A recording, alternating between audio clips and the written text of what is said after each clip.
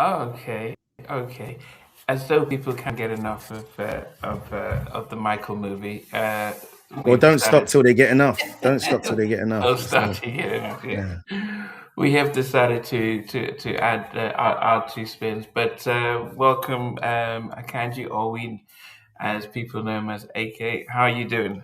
I'm good. I'm jet lagged. I'm heavily jet lagged. So So my you're still apologies in in this? advance. You're still stateside. I am, but I went to Chicago like on the weekend to see my sister, and then I ended up kind of doing the whole pilgrimage to 2300 Jackson Street because it's right around the corner from where she lives. It's about 15 minutes away. So my From brother-in-law, Chicago.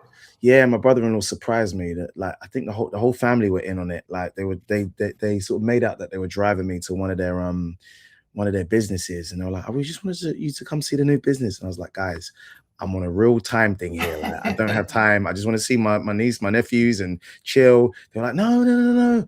And I didn't want to. I was really getting upset. Like I was seething. And then my brother-in-law just parked, and he's like, "Get out." And I was like, "This doesn't look like a business." And I saw the plaque of like the MJ plaque that I think they put up in like '09. And I'd always, as a kid, seen pictures of that house and sort of, obviously, the Jacksons album in '89, '90 was named after, 2300 Yeah, Jackson yeah, Street. yeah, So yeah, yeah. like so it was just and I signed the board. There's these boards that they put up, and I'm sure they replaced them on a weekly basis where you could sign your name. Wow. And it's like it actually put into context a lot about the Jackson family and where they came from and the fires that Michael and the siblings were forged from. Because that house is the size of a garage. Like it's literally the size of a garage. And I'd always heard stories like, oh my God, it was like a 2-bedroom house and da da da da. No, the house humble is not the word. And then when you realize the neighborhood of Gary, Indiana that they're from, it's like a very black working class neighborhood. Like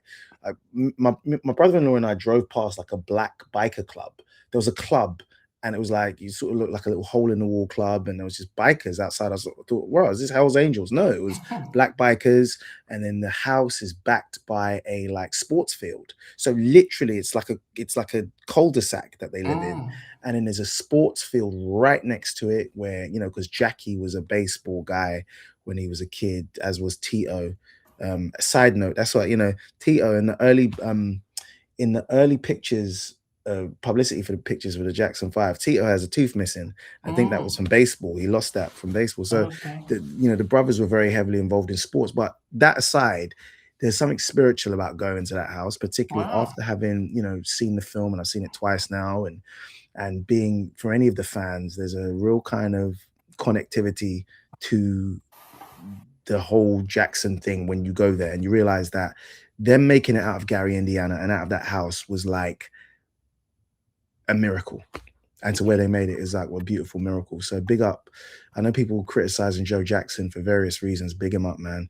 Can't have Yeah. Michael without Joe. Can't have Michael without Catherine. You needed them both. Mm. They did an Yeah. incredible job. Those parents, man. They did an incredible job.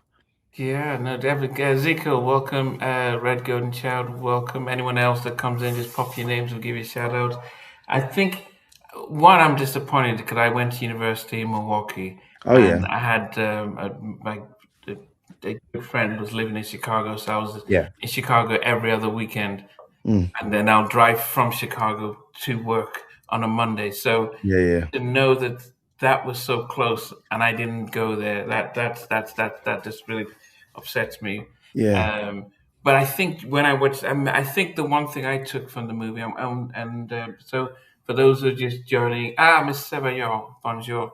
For those who are just joining, I'm sure. AK is a film, well, he's an actor, but also a producer, screenwriter, and he has shows not just on the BBC, but I think in Hulu for those in America, Black Ops season 1 and season 2, and Famila, who's the birthday girl.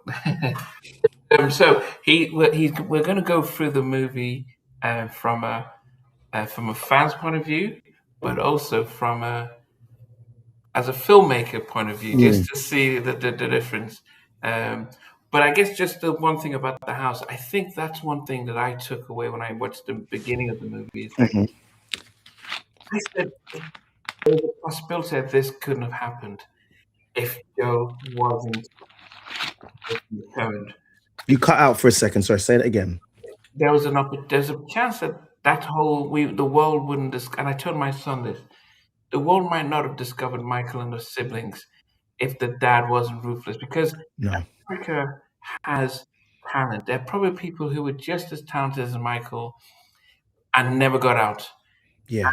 to, because I think they kind of rushed it from the kids performing in the bedroom, then going on stage. Yeah. Next minute they're living in Hmm. Beverly Hills, and I'm thinking, the jump everyone might not, but I'm thinking they were dead poor.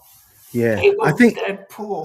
I think part of that form of storytelling, there's a couple of things, and we might jump around a little bit because obviously, the fans in the chat are like super fans and they know stuff. Some of these people I've learned stuff from so much from, like Benson and people like that who show up. They, teach me things all the time. But part of the thing, there's an assumption that we get the lore of what happened with the Michael Jackson story, because there's so many versions of this film you could have made. You could have Mm, made one film that was just about the Chitlin circuit and the pre-civil rights kind of thing, because actually the context of the Jackson story is they are like one of the first post-civil rights movements black families to mm, make it. Like Michael, they released I Want You Back in 69. Man had just gone on the moon in 69. Martin Luther King had died in 68. Like there's all this very black context to apply to it. And that's what we also have to keep in the back of our mind about the Michael story. Michael's is a black story. Yes, it's a universal, but he's ours first. Let's just throw that out. It's so important because then that also applies to the review stuff, which we'll talk later. Michael is black and he's ours first. Just saying that. It's no, you can't debate that. I'm not here to argue with your grandma. Is Michael black? It just is what it is. And that sort of impacts how we view why there's a disparity between the critic score and the audience score. So in terms to your point, you could have done a whole hour of Gary. You could have mm, done a whole thing, but actually, I think the film kind of assumes that we know a lot of that lore and we've seen it in detail in the Jacksons and American Dream. So it would mm, really be retreading steps that we've already seen. Also, I think because of the complications of how the film was made, which we might go into later with the legal stuff, Antoine Fuqua needs credit because I can see, as a filmmaker, I can see that this film has kind of been Frankensteined in a really mm, incredible way, because I know footage was shot probably to go in the chronology that it was meant, but was put out of sequence because, we've lost our whole third act. That means we've done an incredible thing. And obviously, I don't know if the chat will know the context, but people listening in might not know the context of that because of the NDA that was signed in '94 with the settlement. They couldn't talk about any of the allegations or anything like that. So they're kind of hamstrung in terms of what storytelling, because I think originally the '93 allegations were going to be used as a framing device for the beginning of the film and the end of the film. So he would have gotten arrested. You've seen the arrest at the Neverland and all that. mm, So just to backtrack on that, they had to do reshoots. So then that all the footage that was shot, which maybe they wanted to go in a kind of chronological order, I'm sure in the edit, Antoine Fuqua and the editors just said, we're going to have to do something interesting. And they did. And so back to your point, because I don't want to ramble, it's a really crucial point, is that the Jacksons, you're right, wouldn't have existed and got into Hollywood without the person who Joe was mm, and the person who Catherine was. It was like yin and yang. And Michael's was, I think, he's such an interesting psychological kind of conversation. For look, you're a psychotherapist, so you've studied this in depth. You're well aware of like Oedipus complexes and the kind of Grecian component of any of these heroes and the folkloric proximity. There's so much folklore in the Michael story. There's so much mythos because it is like very Grecian in a way. It's a Grecian tragedy in so many ways. And you kind of think of it in terms of like fate. Michael couldn't have existed. Michael was like the middle child of like, or the sort of middle child. They call him the rainbow baby because he was born after um Catherine lost the twin son, Brandon, which was Oh Marlon's wow. twin. Yeah, so Marlon was a twin, and Brandon was lost in childbirth. May his soul rest in peace. And then Michael was what they call a rainbow baby, so he was born after that. Michael looks the most like Joe out of all the children. It's actually like that's why God's the greatest scriptwriter ever. Like Michael looks the most like all of the children, like most like Joe out of all of the children. And it's ironic that he spent most of his life after achieving success running away from his dad. And we can speak about that maybe another time, about the pathology of that. And just the idea that like his face and his physical features, him looking the most like his father, who he hated, forced him to run from that. But that's a separate conversation. But I've seen a lot of discourse online, and it's kind of got on my nerves a little bit, because I kind of the discourse has been like, Michael would have made it without Joe. Yeah, maybe, or Michael could be a guy who is still alive and is in Gary, Indiana, and sings karaoke on the weekends, but he's still alive and we don't know about him. But actually, he has a beautiful life and he's still alive. He never went to Encino. He never toured the world. He never became the biggest star ever. And actually, maybe that's the better version of it, because he's still alive. The conditions required for Michael Jackson to become Michael Jackson was so specific and so once in a lifetime. Because look, Michael Jackson stands on the shoulders of Sammy Davis Jr., Jackie Wilson, Frankie Lyman. You know, Frankie Lyman was the Michael before Michael. You know, Frankie Lyman of Why the Fools Fall in Love and Itty Bitty Pretty One, which Michael let covered with the Jackson Five. He was a child star, and Frankie Lyman and the Teenagers. And by maybe about 15, he was strung out on dope. There was the film that Lorenz Tate did so brilliantly, and ironically, Lorenz is in this film is Berry Gordy, but Frankie Lyman, the Why Do Fools Fall in Love, kind of chronicles that that the rise, the quick rise and quick fall of Frankie Lyman.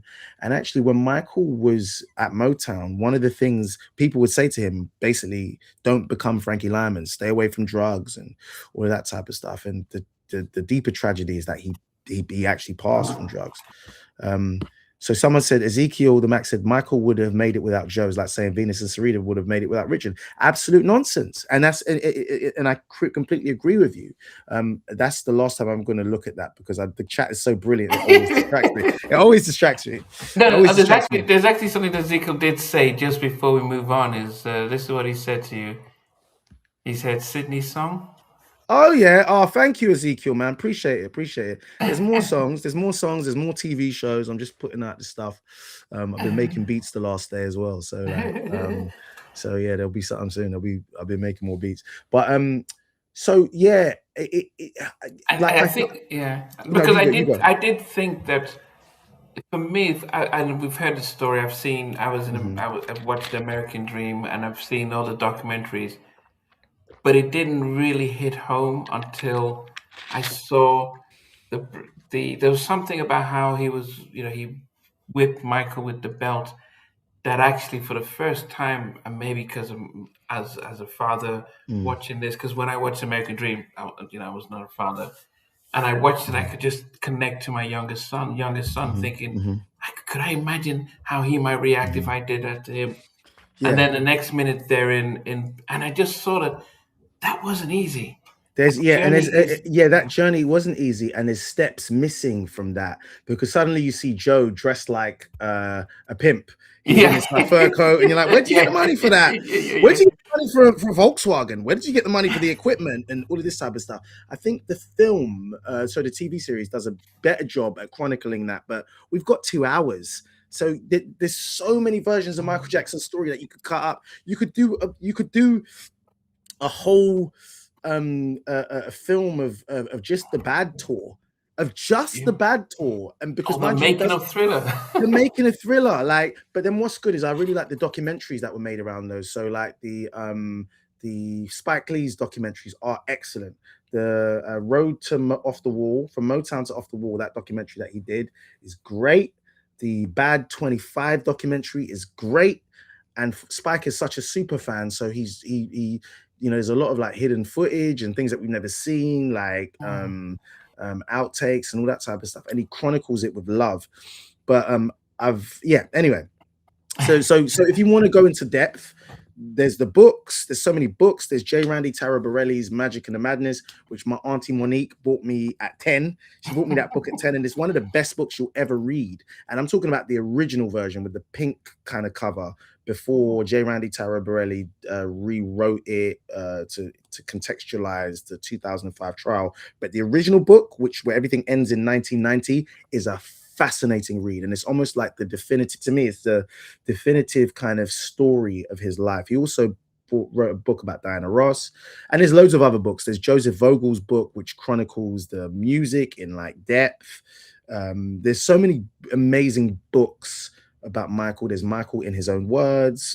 There's so many great books, but J. Randy Taraborelli's book is a great book, and was given that when I was 10, and it's a fascinating book, but it details a lot of this stuff.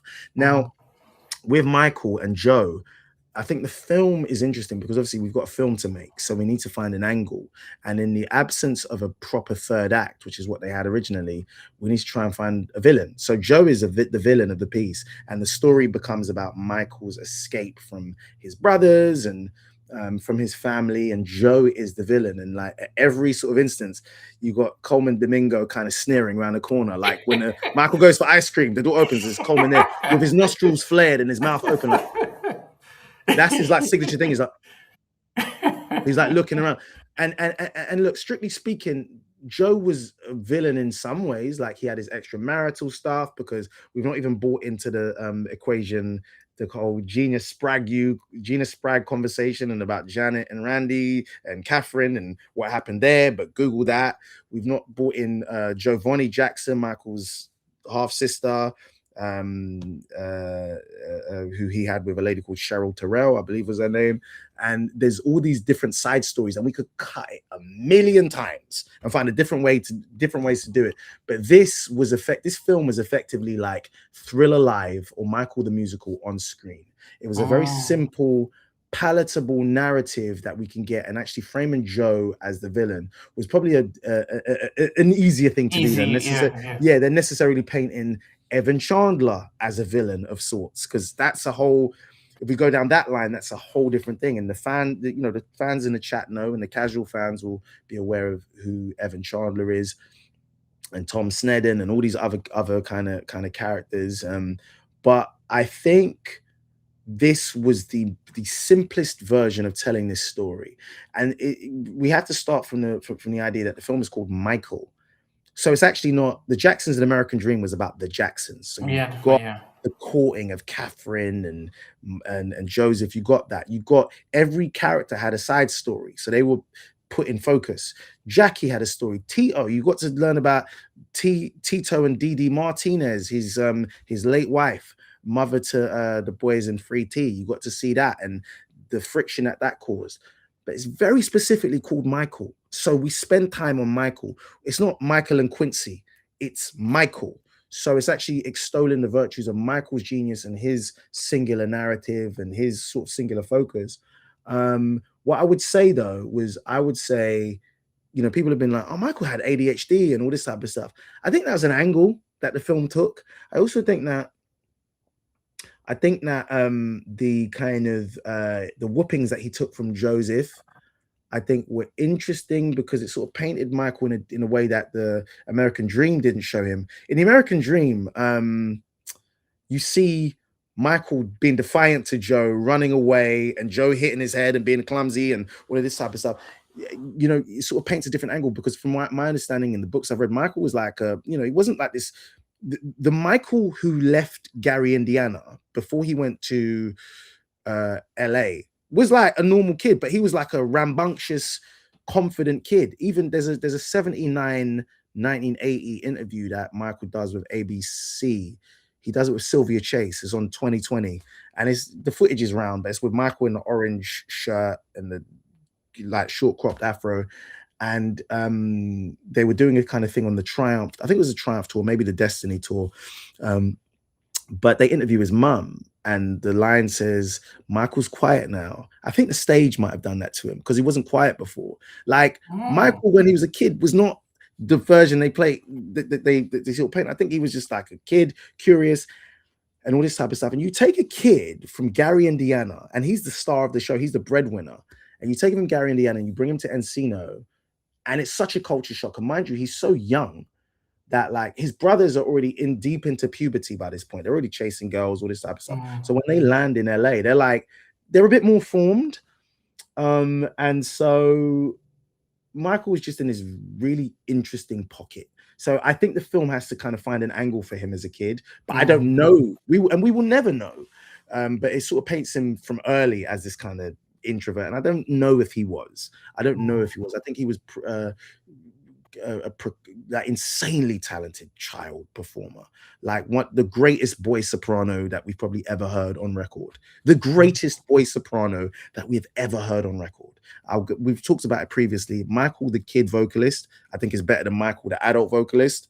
Shoot me if you want. I enjoy listening to younger Michael because I just get blown away by how the quality of vocal, and so you hear it actually in you hear it when you watch the film and they use isolated vocals, they strip the vocals back, and you're like, wow, like that first recording session that he does with Berry Gordy, and you see Lorenz Tate like so masterfully encapsulates what the audience is feeling and what everyone must have been feeling, how pure this voice was and how advanced it was, like how great a mimic Michael was. Now, there are also some discrepancies, because I was that person in the theater, like, it was pitch black, but I was like with my little notes, I was like using my light. I wrote so many notes, like, look, I've got a whole notepad here of just notes. I've got notes galore. I was like, that didn't happen. That didn't happen. They weren't singing Never Can Say Goodbye in 1969. That didn't happen. They didn't have big afros till they fully got to Motown. They didn't have Motown afros on the Chitlin circuit, but they have to tell a story. And they have to tell the story in the easiest way possible so that this film can reach 1 billion. And so it needs to sort of exist as a story outside of just like something for the fans and the accuracy of the fans. But I would say, interestingly, the credits actually is some of the most interesting credits I've ever seen. In that you get to the credits, and if you watch, there'll usually be a legal disclaimer that says there's a usual spiel that we see on films where it will say something like some of these things have been fictionalized or whatever, or any relation to any names are similar. It's not exactly. Hey, Derek. In this, it's really interesting because the estate have been so meticulous and probably anticipating potential lawsuits or fan backlash. They state up front that yes, the Jackson 5 later recorded Never Can Say Goodbye, but originally it was written by Clifton Davis. So because that was the first note that I wrote. It's like Never Can Say Goodbye was released in 71. It was on the what was it? It was on the Maybe Tomorrow album or some stuff like that. Like I'd already like written it down, but they had a line for that. They'd also had lines in the credits about like saying, look, we want to shout out Frank Dillio, we want to shout out Sandy Gallin, because we didn't have time to include them in this story. So I'd say they did their due diligence in terms of like anticipating the sort of anoraks like myself would be like, this didn't happen, that didn't happen. Like why is Marlon got a hot date in like 1982 when he was married to Carol Parker?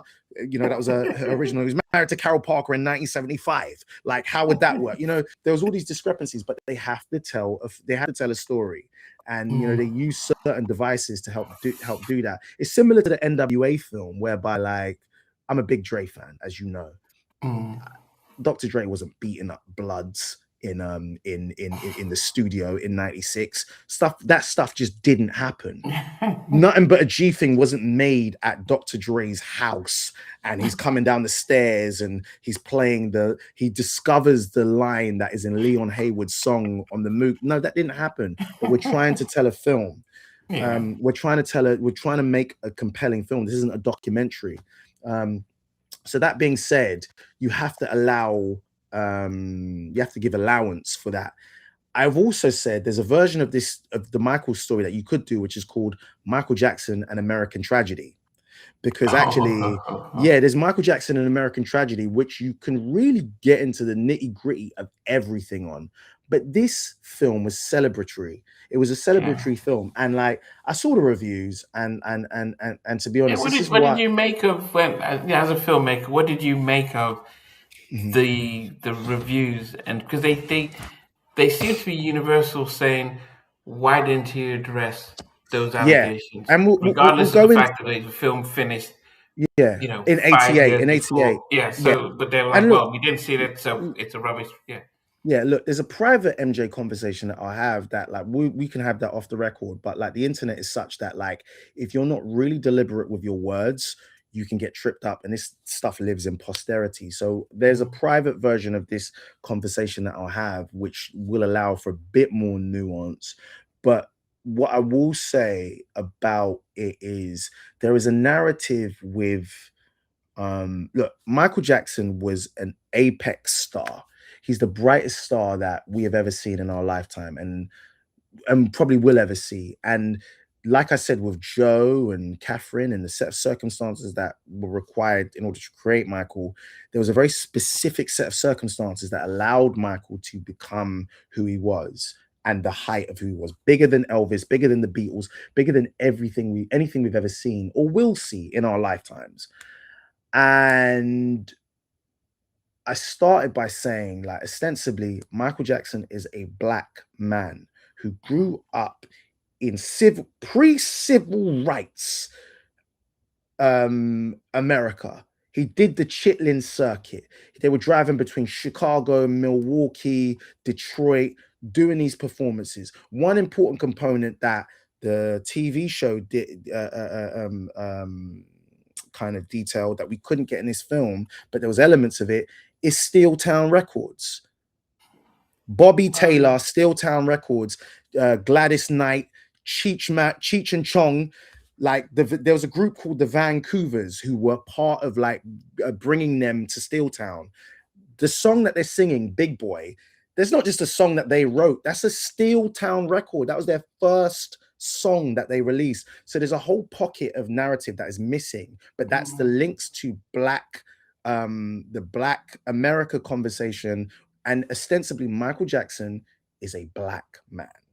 And the mm, problem is we get it so twisted because what we see in later life, because of the sort of ambiguity of Michael, part vitiligo, part hydra queens that he was using to balance, and the Benequins that he was using to balance out his skin, part, the nose jobs, the cleft in the chin. Michael just became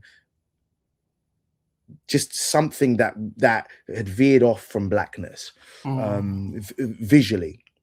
But Michael Jackson is a black man. And I think the reviewers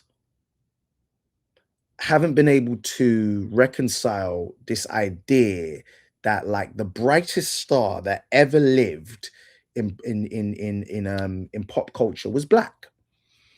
And so what happens is we, as black fans, are told that this is how you should discipline your star, and we're going to tell you what we want to see from a black artist. Even though he's died, we're going to tell you tell the story. how to receive him. And actually, what I've loved about the conversation, because it doesn't always happen with the wider black culture, what I've loved is people were like, yeah, say what you're saying, but we're going to go see it anyway, I don't care. And that's how I felt. I was like, yeah, that's all good, I hear you, but this is a family thing, and we're going to deal with it as a family.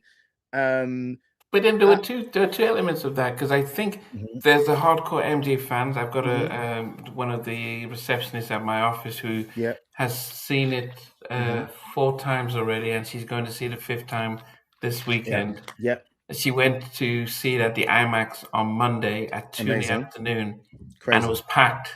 crazy, 2 in the afternoon was packed. She crazy, said, crazy. People are going to get here fired in from London. work. People are going to get fired from work because of that. But then there was the other side, which is what I remember from the OJ trial when I lived Mm-hmm. where was that? I In think it was LA. Milwaukee. It Okay. was we're it was, this is our guy and we're celebrating him. This was a Yeah. like the Black Panther. It was like, yeah, we've got our first superhero, so we're gonna go, Yeah. even though we don't understand the whole Marvel stuff, but this Yeah. is our hero, so we're This gonna is go. this is It this is felt this. like that for this, like this is our I guy. agree. I agree. And there's a thing that there's this theory I have, or this idea, it's a little noodle or nugget of an idea in like in the pursuit of stadium status, black artists, male artists lose their way. And by stadium status, I mean literally that, like going for stadiums. Like Michael was a stadium artist, Hmm. Kanye became a stadium artist. And in the pursuit of that, which is the highest level, when you become a stadium, arenas are one thing, clubs are one thing, and arenas are just below stadiums. When you become a stadium artist, talking about 60,000 people, where you're having to do Wembley and all of that type of stuff, when 7 nights Michael, in a row. I mean, that's exactly, and you can sell them out consistently with no problem, you lose something as a black artist and you're forced to compromise something. And it's happened, it happened with Kanye, and I don't want to go into that for obvious mm, reasons, because this isn't a Kanye conversation.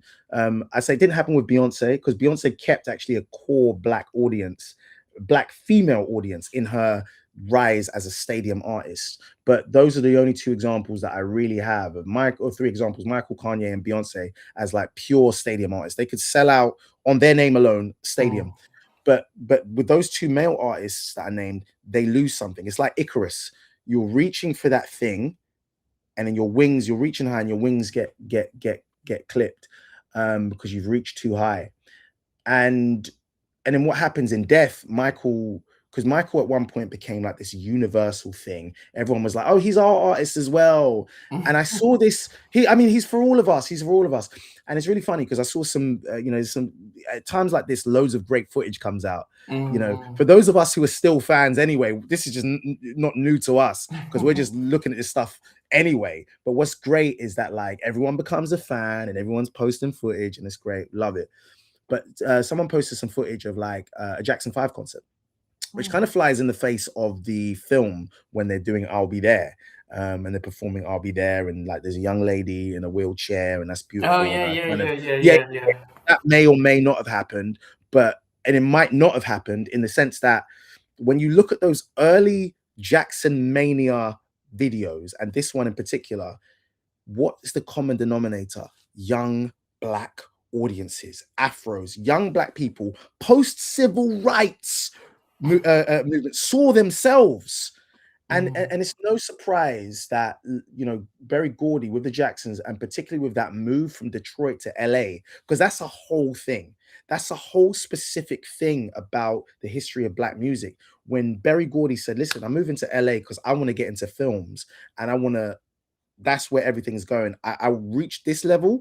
I mm, could be Stacks and stay here, or I could actually be bigger and go to the home of entertainment. But in doing that, the Motown kind of branding changed, and the Jacksons were a key component of that.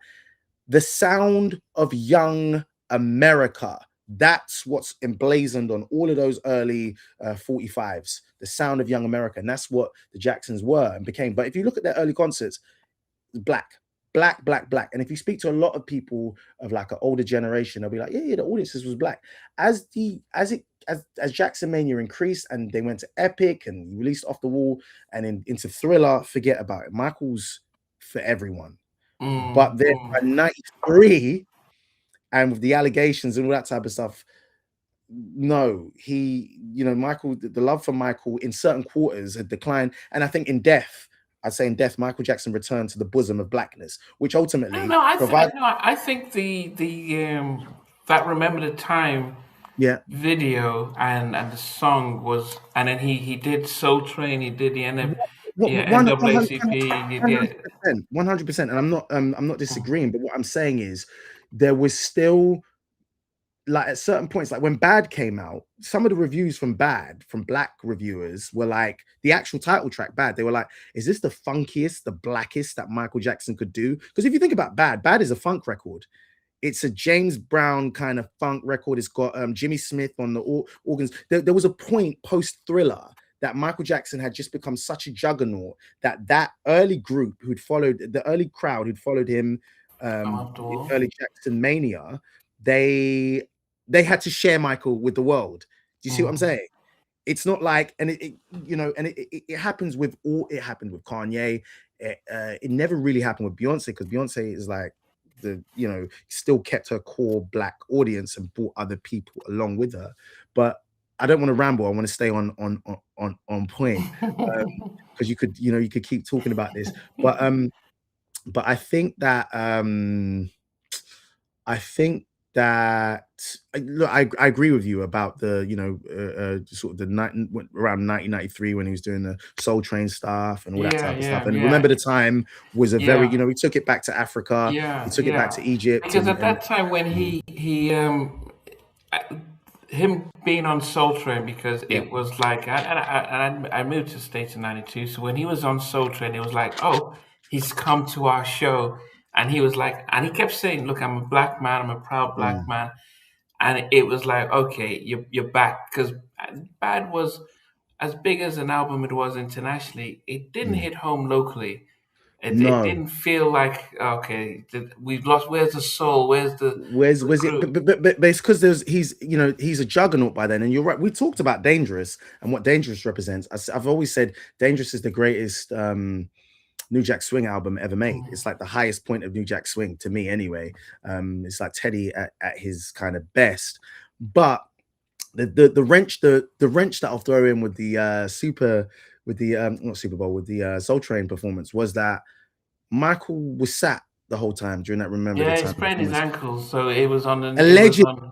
allegedly, because the story goes, now if you read J. Randy Taraborelli's book, the story goes Oh. that he was just flexing. He hadn't sprained his leg. He was just like, because the story goes, and he says to someone like, look how dope I am. I want to sit in this chair and just do the performance. So there's conjecture about that, but those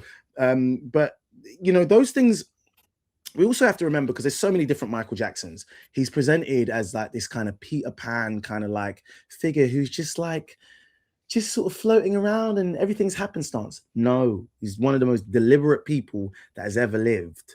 He's one of the most deliberate people that has ever lived. He read A Man as a Man Thinketh, which is one of those early books for like The Secret and the law of attraction, and what you say and what you talk, you receive.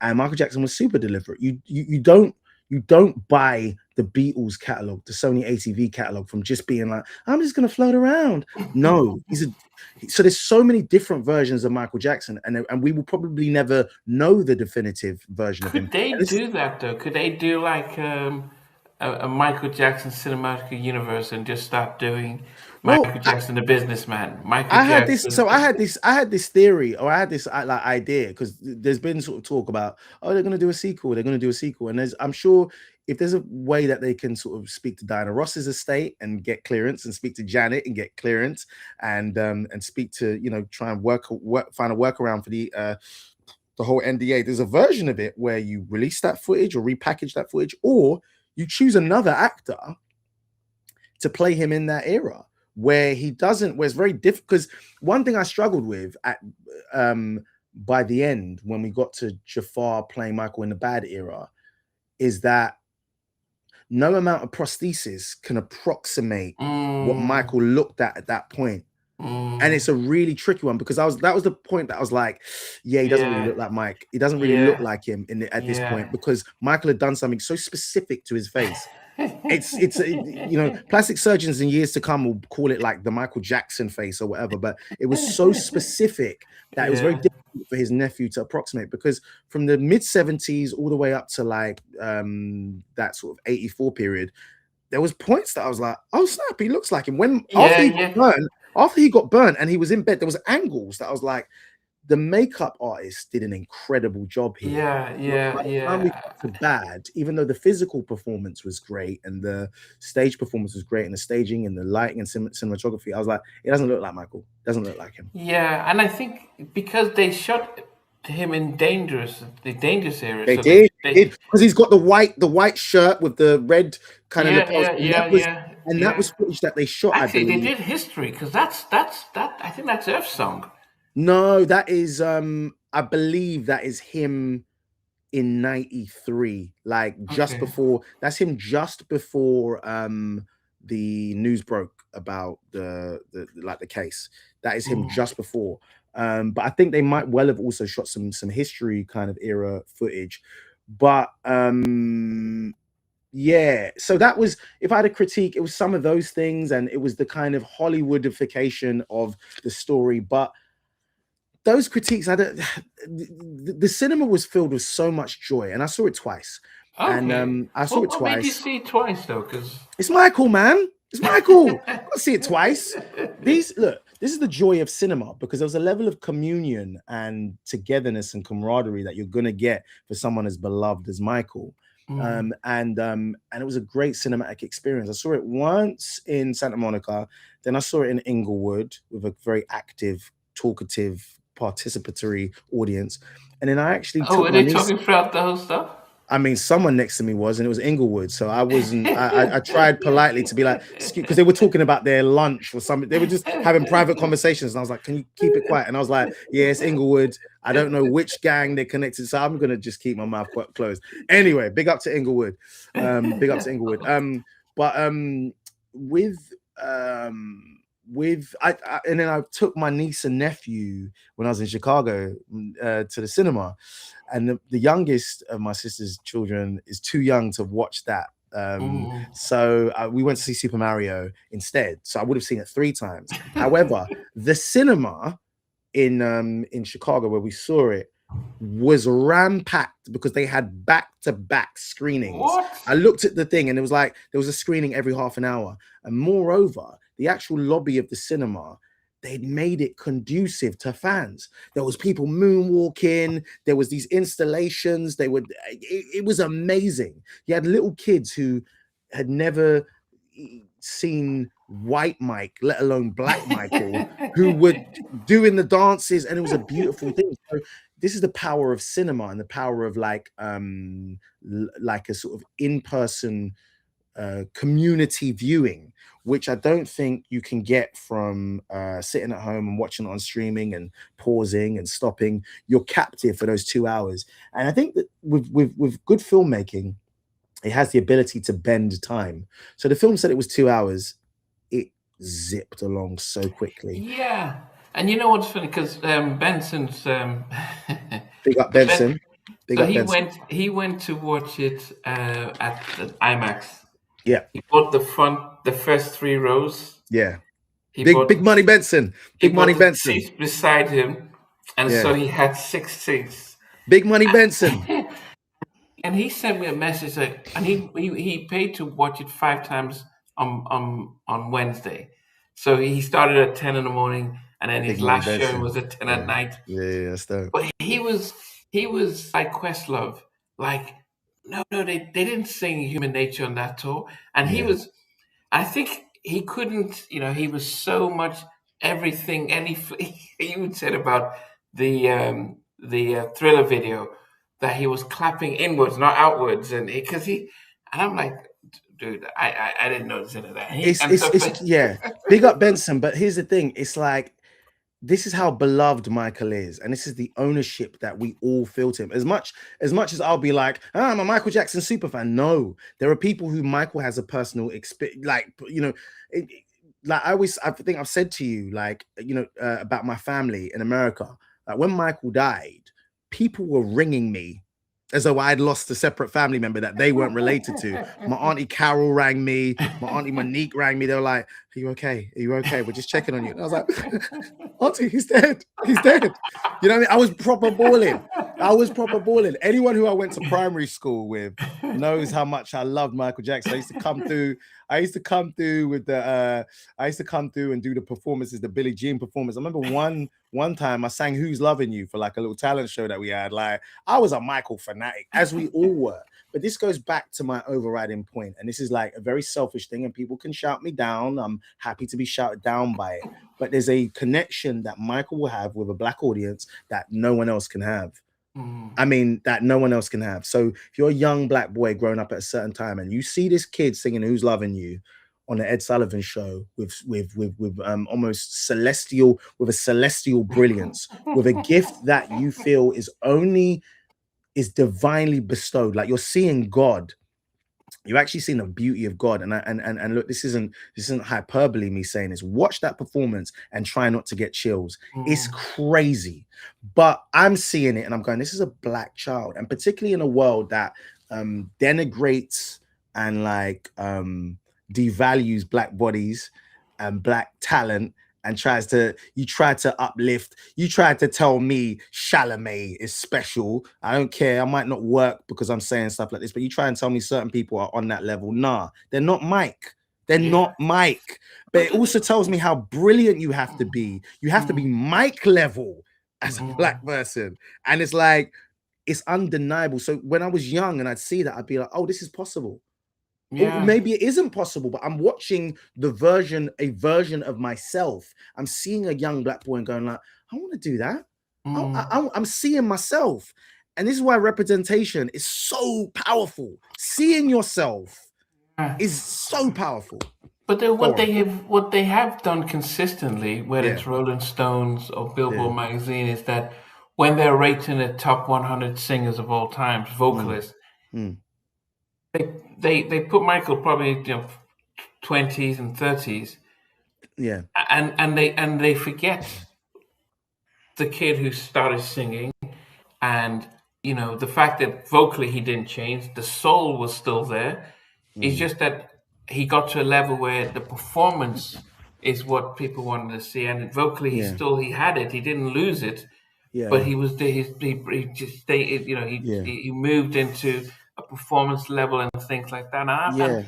It's almost as if they're saying he became too powerful and Mm, too big, and we need to mm. knock him down some pegs.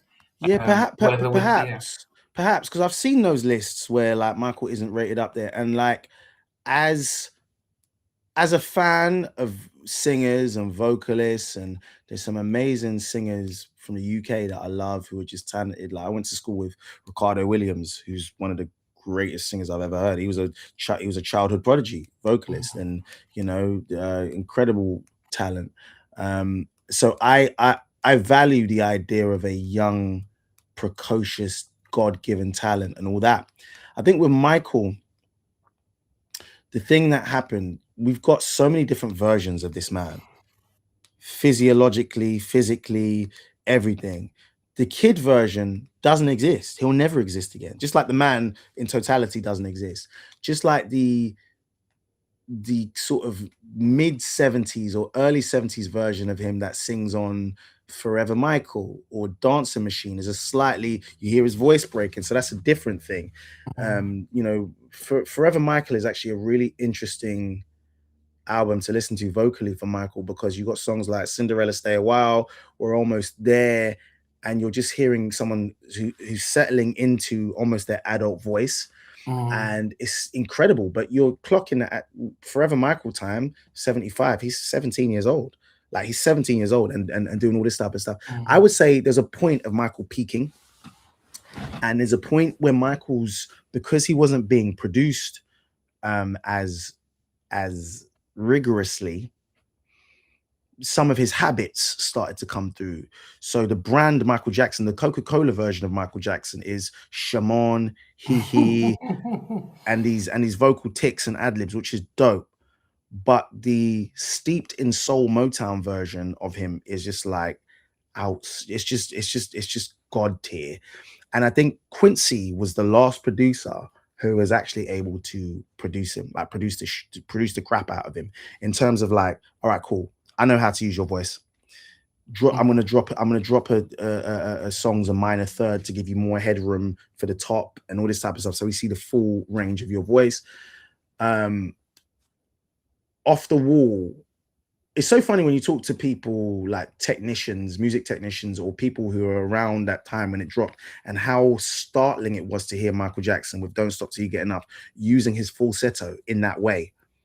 mm, And that being like his coming out as an adult vocalist. Because I mm, don't think he'd sang in that register before in his sort of adult thing. If you listen to the first epic releases, from the Jackson self-titled Jacksons to Going Places to Destiny, he doesn't really sing like that until Quincy gets hold of him. So my point being is, and back to your thing about where his placement on the vocalist list is, that like up until 87, 88, when Quincy was at the helm and was like the captain of the ship to some degree, even though like around Dangerous, Michael was asserting a lot of control. Quincy just knew what to do with him. And I Mm-hmm. say Dangerous was great because actually the songs were still banging and the vocals were still banging, but actually there was a part of his voice that was what we associate with Michael, that kind of you know what I mean? And he was still rocking with Seth Riggs. He still had his vocal coach and doing all that type of stuff. And his voice was still beautiful because you hear records like Childhood, which is an incredible On ballad. history, yeah, on Yeah, history. yeah, yeah. Incredible ballad. But I think Michael Jackson's placement in that list falls because of some of those vocal ticks. Okay, And because of okay. that, because actually, if we were just judging it on like Kid Michael and we are giving some emphasis on that, that's one of the greatest singers that's Mm. ever existed. Like I was cruising around the other day listening to the Ben album, which was like an album that takes me back because I got the Ben album. I think we said this before when I was about like 9 or 10, and I remember going upstairs in our old pub, in my family's old pub, and just sitting like after school. I would just sit there and listen to it on headphones and just think like, wow, this album came out in '72, and this is a 14-year-old singing like this. You Mm. listen to there's a song called What Goes Around Comes Around. There's his version of My Girl. There's Greatest Show on Earth. There's In Our Small Way. There's all these songs that you're like, right, this is a kid doing this, singing like his version of Shooby Dooby Doo Da Day by Stevie Wonder is crazy, Mm. crazy, crazy. The soul content of an old man. So anyway, I'm rambling because we can ramble Yeah. all day long Oh well, about I've got a question that somebody's yeah, been passing here. It sure. says, "What do you think about the racism that Michael faced in his time, and does the allegations create a buzz at Time. times in the U.S.?" So I won't talk too much about the allegations and stuff because like look, I'm not a legal expert. But there's, I think there's a lot of well documented stuff about the potential conspiracy from the family and all that type of stuff and the reasons why he settled. And we could do that all day, but I probably won't go into that. But in terms of racism, um, there's a scene with Walter Yetnikoff, played by Mike Myers, I didn't played by realize that was Mike Myers until yeah, yeah, somebody. yeah, yeah. I only knew it was Mike Myers because I kept on seeing him at the premiere, and I was like, "What is Mike Myers doing here?" I saw him at the premieres around the world, and I thought it was maybe some overspill from Eddie Murphy's AFI Okay. celebration. So I kept on seeing him on the red carpet. I was like, and then I put two and two together, and he did a great job. And I think the way they dramatized what happened was great. And I want to talk about Branca in a second, but I think like in terms of the MTV thing. I don't think it was specific to just Michael. I just think they weren't playing black artists, full stop. But I think because of the snub that Michael faced at the 1980 Grammys for Off the Wall, spurred him on so much that he was like, "Yo, you're not going to pigeonhole me in R&B. I've taped on my wall that I want to be huge. I want to be big. I want to have the biggest selling album. All this type of stuff. You're not going to pigeonhole me. You're not going to. You're not. Listen, I love Donna Summer, but you're not going to keep me with Donna Summer, and you're not going to ghettoize me in that way because it's like, yo, I came through the Chitlin circuit. I came through Motown. I've come through disco. I want to be bigger than big. Mm. So actually, I think by the time he was doing those mini movies for Thriller, and he'd done Billie Jean, which I think is it British guy Steve Barron, I think directed it. By that time they weren't playing it, but they weren't playing any black artists because we forget that. I mean, music videos were rubbish around that time. Yeah. They were terrible. If you look back at those early 80s videos, whether it be for the Police or whoever from that period of time, they were whack. Hall and Oates were doing some, and they just weren't very good. And it was a blanket policy for MTV, so it wasn't just specific to Michael, but Michael was like, "Yo, I'm Michael Jackson. I listen. You could do what you want, but you're playing my videos." And then that inadvertently opened up the doors. So I don't know necessarily if it was a concerted effort for Michael Jackson to sort of rally the troops for blackness. It was Michael rallying the troops for himself, and he had the ear of Walter Yetnikoff because it's like Thriller was basically the stimulus package for the record industry. The record industry had stalled around that time. It was doing real bad, and Thriller at one point was selling like newspapers or loo roll. It was like it was doing at one point it was doing 500,000 copies a week, which is crazy, and that became a stimulus package for a stagnant music industry. Because imagine you're buying Thriller and then, oh, let me buy the Police album, let me buy Synchronicity. Oh, actually, let me get this as well. Let me get Prince Controversy. Oh, let me get what 1999's just come out. Let me buy this as well. So it reinvigorated a stagnated music industry at the time. So Walter Yetnikoff, who at that point CBS I think had Cyndi Lauper. They had a bag of like really prominent people. So Except Bruce Springsteen. Bruce Springsteen. And equally Branca was managing some of those people as well. He was managing Springsteen. So there was a double, they were coming at it from it was a double pronged attack, so to speak. And so actually, Walter Yetnikoff being like, yeah, I'm going to pull everyone from MTV he could do that because Michael was the asset. One thing which because I talked about the credits and how they brought up Sandy Gallin, who replaced Frank Dilio at the sort of turn of the decade in the 90s. But Frank Dilio was actually, I think the way that him and Michael became connected was he was a record promoter. I think he was a record promoter, and he'd helped get a lot of those songs to radio. He'd helped service the kind of radio with Michael's records, and he was like, "Oh, you're doing a good job, so bring him onto the team." And he was with Michael to the end of the 80s. But with Branca, it's really interesting because we've talked about it before, about the influence of John Branca on Michael Jackson, and it's really tricky because he's very heavily featured in the film, and from some corners they might be like, "Who is this white guy? Who is this white guy?" And he's got too much control. And I know like Paris is not. They're not simpatico. They're not seeing eye to eye. But there's a reason why Michael Jackson rehired John Branca several times after firing him, because he knew that like they just had a synergy.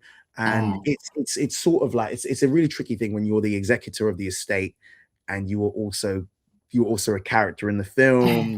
Miles Teller's playing him, but as a junior sort of as a constant learner about Michael Jackson and someone who's like studied, it can't be overstated that like as one of the key components that make Michael Jackson, John Branca's up there. You got to give him his due.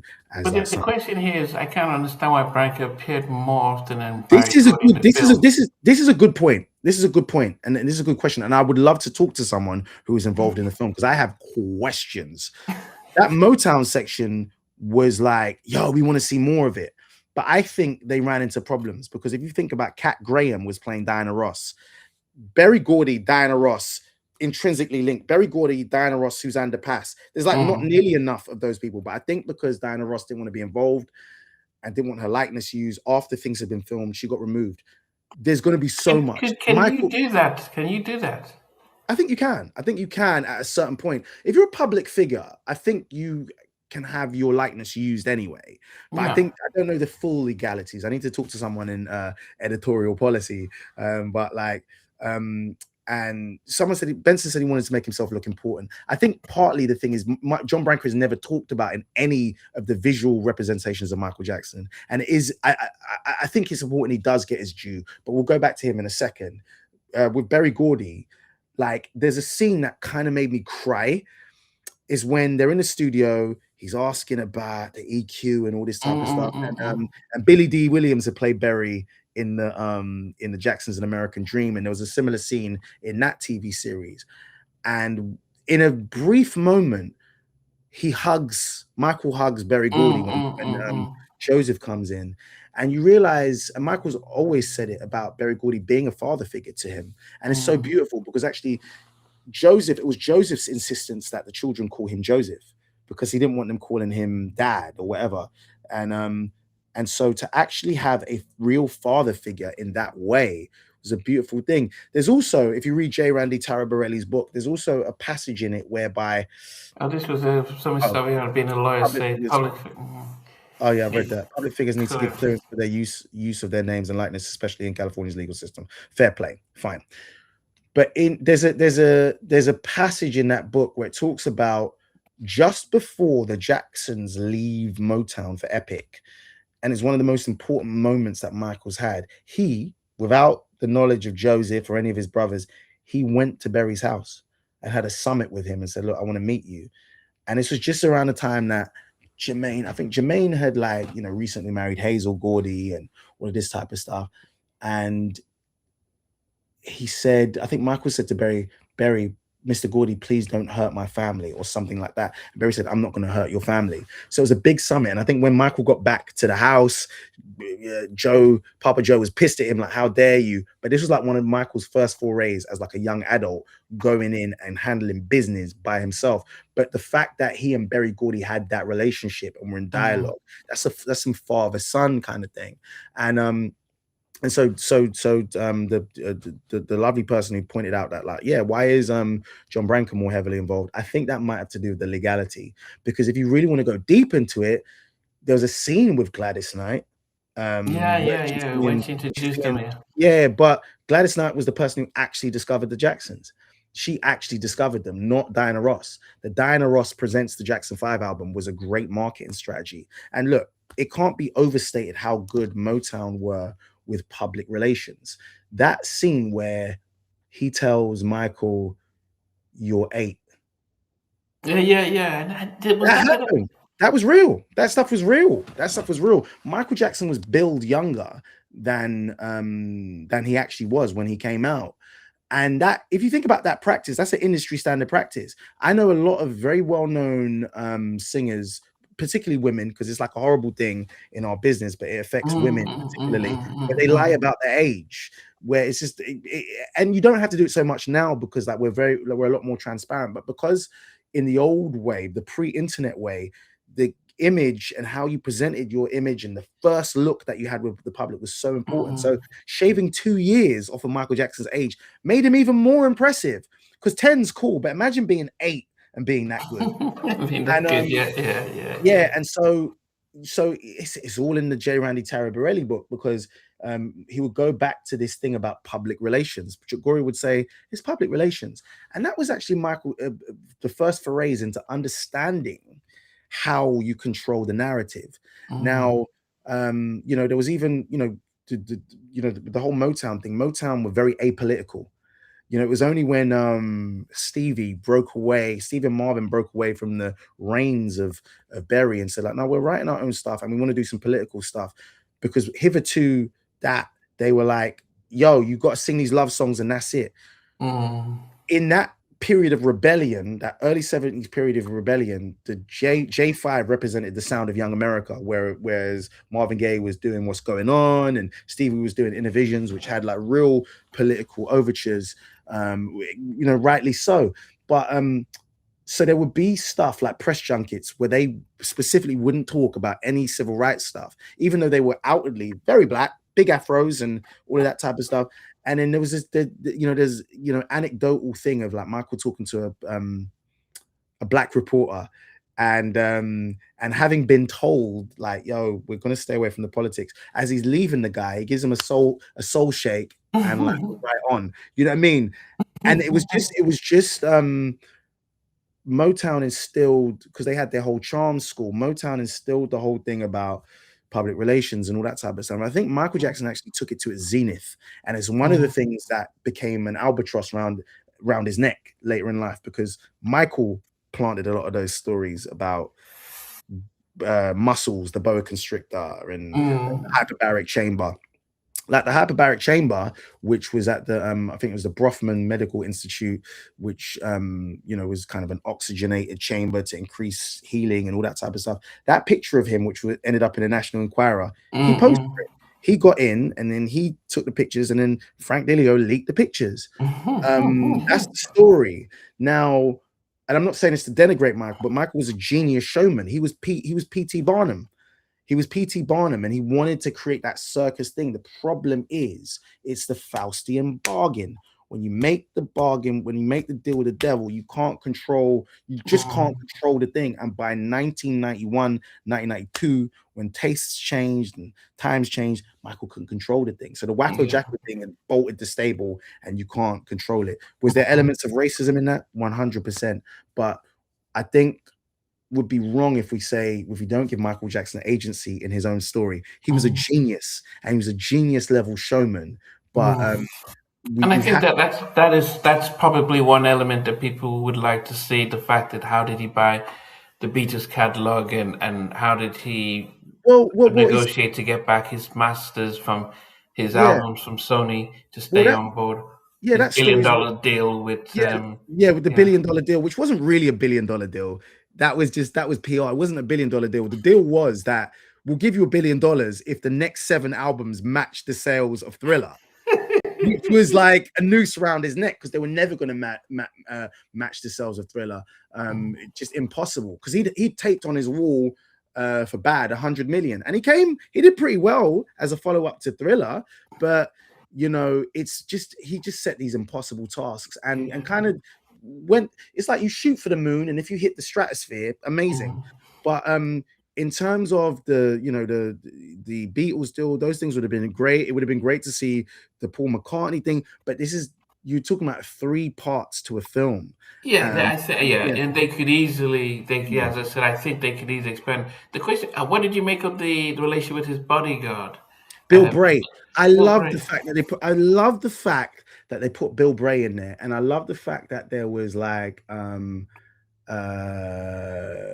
that was highlighted because in the Jacksons you don't really get a sort of highlight of Bill Bray. I think he's there. You can see it. You can see that bucket hat. Yeah, yeah, well, That's yeah, Bill yeah, Bray yeah, in the yeah, Jackson's American especially Dream. in that the no Yeah, Moonwalker, yeah, him, he's there, and there's another guy, Marlon Marvin Brando. Butts. Marvin Butts is there. Marvin Butts is his other bodyguard. Marvin Butts is the guy with the Jerry curl and the top hat, Is in the that not moonwalk. Marlon Brando's son?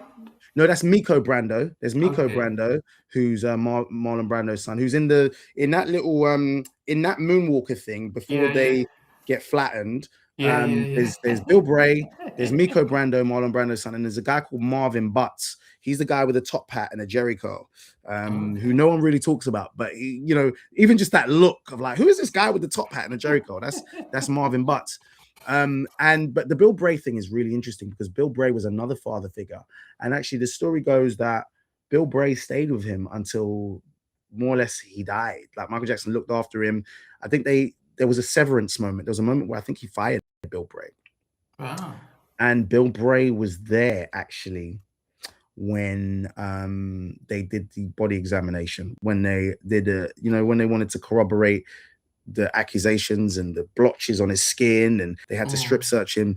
Bill Bray was there, and I think he looked to Bill like Bill was trying to stop it, and Bill was like, "Look, Michael, there's nothing I can do." So imagine this man who's been with you since 1970, 71 as your bodyguard, and has been a father figure for you, and has been like one of your friends, similar to in the Last Dance documentary, like Michael Jordan's kind of retinue of kind of security detail are his friends, and there's all those Mm. people that you're like, oh, Michael Jordan doesn't have any friends, but he's got these older men who are his security guards. Bill Bray Mm. was that for Michael Jackson, and he was there. I think there was a bit of a falling out before he passed, but he paid for his funeral expenses. He had him on a stipend, all of that. But to Yeah. see Bill Bray highlighted Well, I and guess this because they did want to start with the '93 the allegations, yeah. allegations, so it probably made sense that he Yeah, was the co-witness at yeah, that yeah, time. and it would have been great to have seen that and to have that as a framing device and just to present that story because But there's so with much that conjecture. story, if you think of so Anton Foucault, the story is he was hired to do Michael Jackson's training Mhm. day. Do a version of that kind of grittier version of the story. Would that have been as successful as the celebration, the music, the dancing? No, we are not allowed to just have a celebration of one of the world's biggest icons who happens to be black. We're not allowed to have that. Elvis had that. Well, many Um, times they Yeah, did, yeah. Elvis had that, but we're not allowed to just celebrate. We're not allowed. We have to. What happens a lot with us is that we get made an example. When I say us, as in black folk, we get made an example of like you can't just have joy. We have to. We're gonna give you have to self whip your biggest star. because in Mm, front of everyone, and that's some slavery stuff. And mm, I'm not, look, allegations are allegations, and I don't want to be disparaging to anyone, but what I'm saying is we don't get to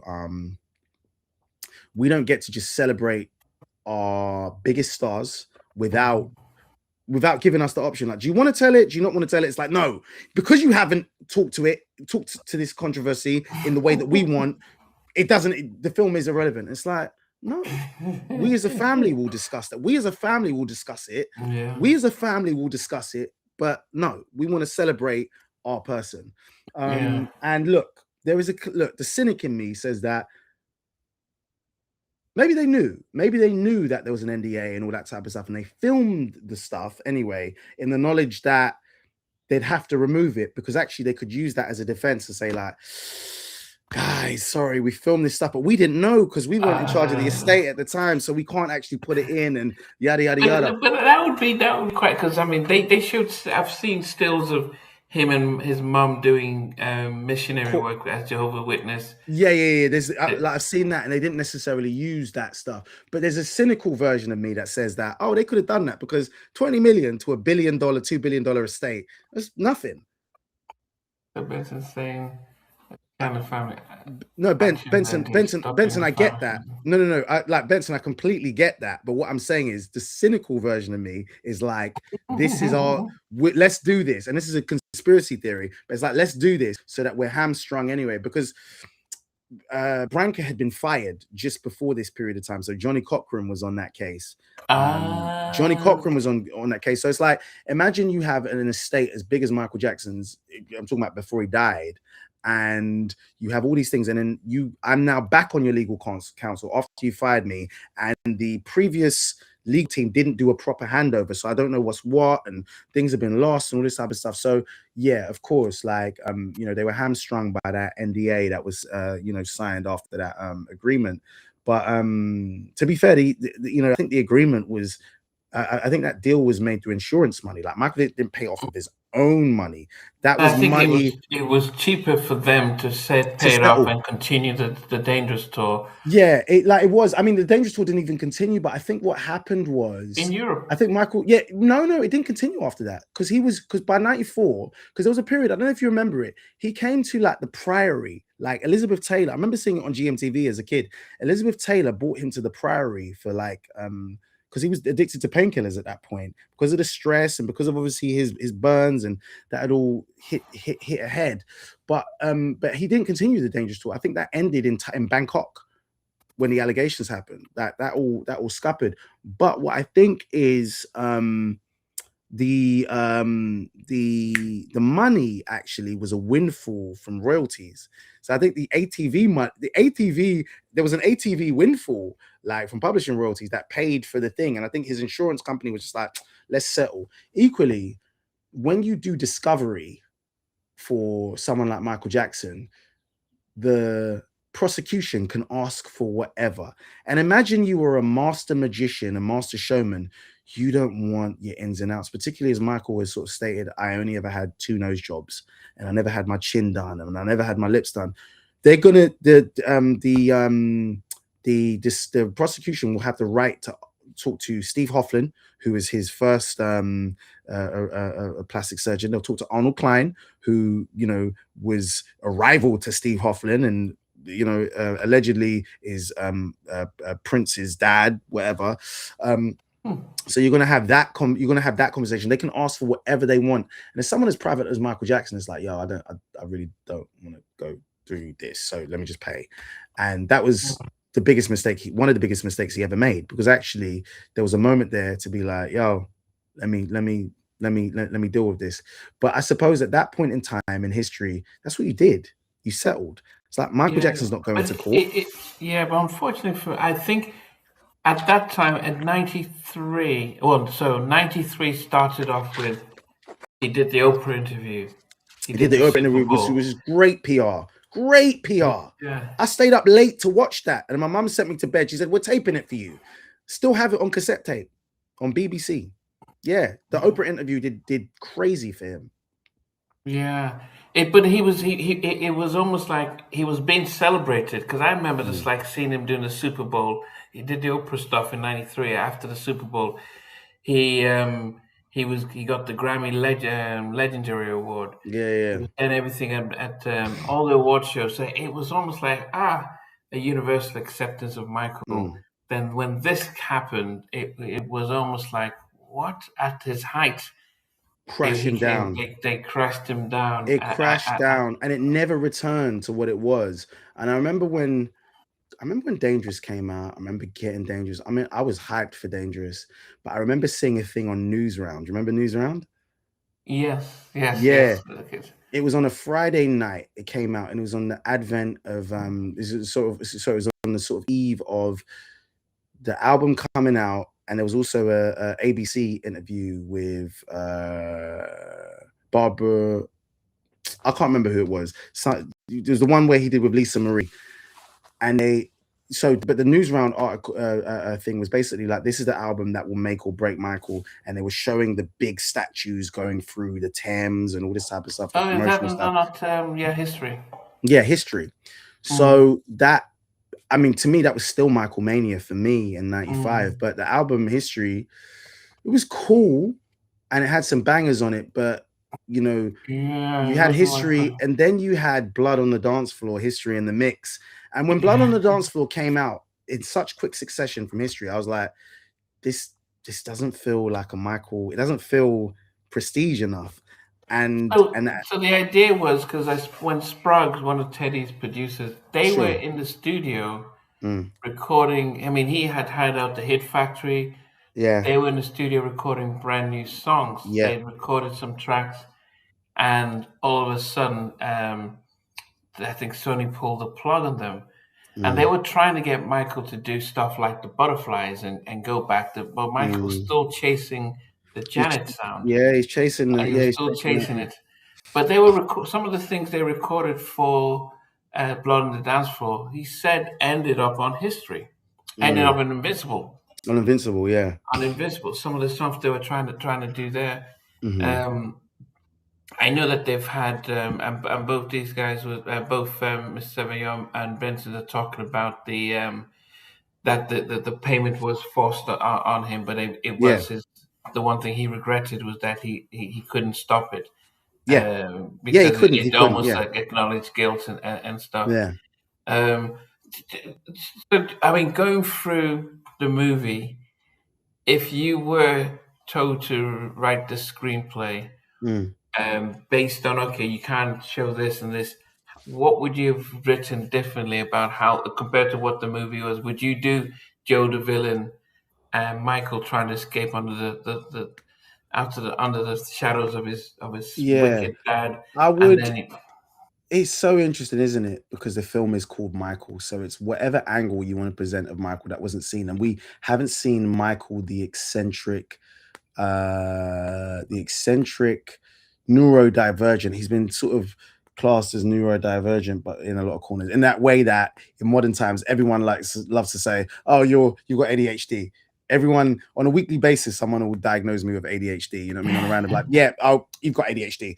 So in that way that we do in modern times, where we sort of attribute neurodivergency to people, which is an incredible. It's great that we have this openness, but like I've seen in a lot of quarters, it's come up that Michael was neurodivergent. I would say what I would love to have seen, because I'm such a huge fan of Lorenz Tate, that massive fan of his. I would have loved to have seen more of his Berry Gordy. I would love to have seen Laurie Harrier as Suzanne de Pass in that story, because Suzanne de Pass wasn't that much older than, like, say, Jackie.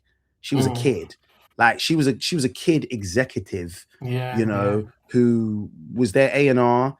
And if there's loads of early footage, early 70s of them before that. I think they played at the Forum, and she's choreographing their routines. She's choreographing a thing. They're singing. There's a well-known footage of them singing like Zippity Doodah from the first album, and like Randy and Janet are playing Patty Cake. You know what I mean? They're doing all that type of stuff, and the brothers are rehearsing, and you're just seeing these beautiful black children just like, oh, they're playing around, and then they're getting to business and doing that. Suzanne de Pass was there. She was helping them with the outfits, with the visual direction, that kind of 70s hippie look that the Jacksons had with the waistcoats and the mismatched and this and that. Because incidentally, there's a performance of the Jacksons at the Hollywood Palace, which I think predates the Ed Sullivan performance, but it's the Hollywood Palace, and it's with Diana Ross and Sammy Davis Jr. is on there. And I think Catherine actually made those outfits, allegedly, those ones, which felt very in line with things that the Temptations and the Four Tops were wearing. Very kind of late 60s kind of uniformity, but the mismatched kind of vibe of the Jackson Five on the Ed Sullivan Show, Michael with the purple brim and the waistcoat, that's Suzanne de Pass. So I would have loved to have seen, to sort of dived into some of that. Vanessa Williams played her, I think, in the Jacksons, An American Dream. So Suzanne de Pass was, a formidable force, and then obviously became a credible executive at Motown and MCA, and then she had the Pass Entertainment. Saying it would have been great to see more of his work ethics, his practices, and how he was dancing better than professional dancers who do that for a living while singing better than most singers. Look, we as fans, we've got really selfish, and I don't mean that in a rude way, but we've got really selfish, as in like we want our perspective to be told. Like, so in terms of me, I would have loved to see more of that 70s period, but then we also have the documentaries, which allow more time for nuance. And the documentary is a incredible format, because it's, even though it's unscripted, it still follows, like, the filmmaker has to try and tell a story. So actually, those Spike Lee documentaries that he did, Bad 25 and Motown to Off the Wall, those are great kind of essays and loving essays about Michael the artist and the artistry. And like, even in the Bad 25 one, you get to see him with Jeffrey Daniels practicing bad, like they're in a hotel room, Michael's in the kind of thing, red shirt, and you're just seeing it. And like, Jeffrey Daniels was one of the people that taught Michael to moonwalk. In fact, he taught Michael to moonwalk. Jeffrey Daniels and Jerome Casper Candidate taught Michael to moonwalk on the Triumph tour. They showed up at the Triumph tour expecting that Michael was going to do the moonwalk, which obviously was the backslide, and he didn't do it. He saved it till Motown 25. So to speak of discipline, that the last person spoke, that's that discipline and that work ethic, to know that you know the moonwalk and you're going to be like, nah, I'm going to keep that for this thing 2 years later. And there was a whole controversy because Joe refuted it, that like, no one needs to teach my son how to dance and all this type of stuff. I would love to have seen some of those little bits about like the jacket that Michael wears at Motown 25. It was actually his mum's jacket. Okay. No, that was his mum's jacket. That was his mum's jacket. That was something he just took from his mum's closet. That's how the story goes. That was one of Catherine's jackets, and it just worked. It would have been great to sort of get into the lore of him and the glove. Yeah, that was what I was going to say. Just picking up the single white glove. Yeah. How did that just become a thing? But after he died, actually, there was this whole conversation about the rhinestone glove and why he got it done. And actually, I think part of the logic, according to this article that I read, was like, he wanted people at the back of the show who weren't up close to be able to see him. And that rhinestone, and obviously for obvious reasons, Michael liked shiny, flashy stuff, but I think there was a thing about it being like such a bright thing, so even it just created more of the magic. And if you think about Michael as an artist and someone who loved Disney and loved magic in that way, what did Mickey Mouse have? He had white gloves, which sort of plays into that sort of Disney magic kind of thing and the iconography of it. If you think about Michael, and it, there's so many different components of him, but Michael is the fashion guy, the guy who has so many different iconic looks and iconic eras, and this ability to borrow from history, from his military outfits with the lapels and all that type of stuff, which, to be fair, Adam Ant was doing. That was like a kind of punk, a glam kind of thing, the whole kind of military thing. Adam Ant was doing that a couple of years before, but Michael took it and made it his. If you think about the fedora and that whole look, that's Bob Fosse. You know what I mean? Bob Fosse did that. If you think about, but you don't think about Bob Fosse after that. You think about Michael Jackson. If you think about the Smooth Criminal outfit, we've seen that. That was a Fred Astaire thing. Michael took it and made it his. You think about all these iconic things, and it's like Michael was such a sponge And that's what Berry Gordy used to call him, the human sponge, because he'd Yeah, take things and soak them in and make them his own, you know? I think the only doubt, and that's the thing, is because I think um, from the American Dream stuff, it showed that he actually would want to learn about everything, and Yeah, he was definitely taking that in. yeah. Um, yeah, I think I mean, did I thought maybe like the recreation of Thriller video. My issue was, well, unless you were telling us something that Mm. because you did the Thriller video, you need the video on MTV, and they don't want to because we've invested in it. But if it was like, there's the video, we just, very It's like we minute have to changes. show it. It's like we have to Yeah, show this portion. And it and if you think about it, it's really interesting because the previous person, I don't want to mess up the pronunciation of your name, begins with S. Miss Um, Savagnon. it's Miss Sauvignon. Comment ça va? And Miss Sauvignon said about we were talking about the legality of using people's likeness and all that type of Mm, stuff. John Landis is mentioned. He's in the thing, in the Thriller thing, because obviously he directed it. mm, And Mike Jafar's like, can you? He speaks to the first lady. Can you speak to John and say that I want to get the feet? I want to get the feet mhm. in Yeah, yeah, and all that yeah, type of stuff. yeah, But you see John Landis in there, but yeah. in soft focus because I know him and Michael had problems. Um, John That's a Landis is an good point. interesting. John Landis is an interesting character anyway. If you look at his history with Eddie Murphy and all that type of stuff, John Landis fell out with a lot of people, and he fell out with Hollywood at one point because someone lost their lives. Some children lost their lives on one of his sets, so that was a whole thing. But anyway, he directed Thriller, and that jacket, the iconic jacket, is his wife who designed that Hmm. jacket. But he's in Okay. soft focus in that. And to Yeah, speak of yeah, soft yeah. focus again, not all the brothers gave away their rights to participate. Like Randy No. Yeah. is conspicuously absent, but we obviously know the politics. The fans will know the politics behind that. Obviously, his Randy and brother, yeah, I exactly, his think I brother. can. Jafar is the mother of Randy's first wife, or No, no, no, Randy's no, first. no. Listen Jafar's to what mom is. Michael said. Listen to what Michael said. The kid is not my son. No, I'm joking. I'm joking. I'm joking.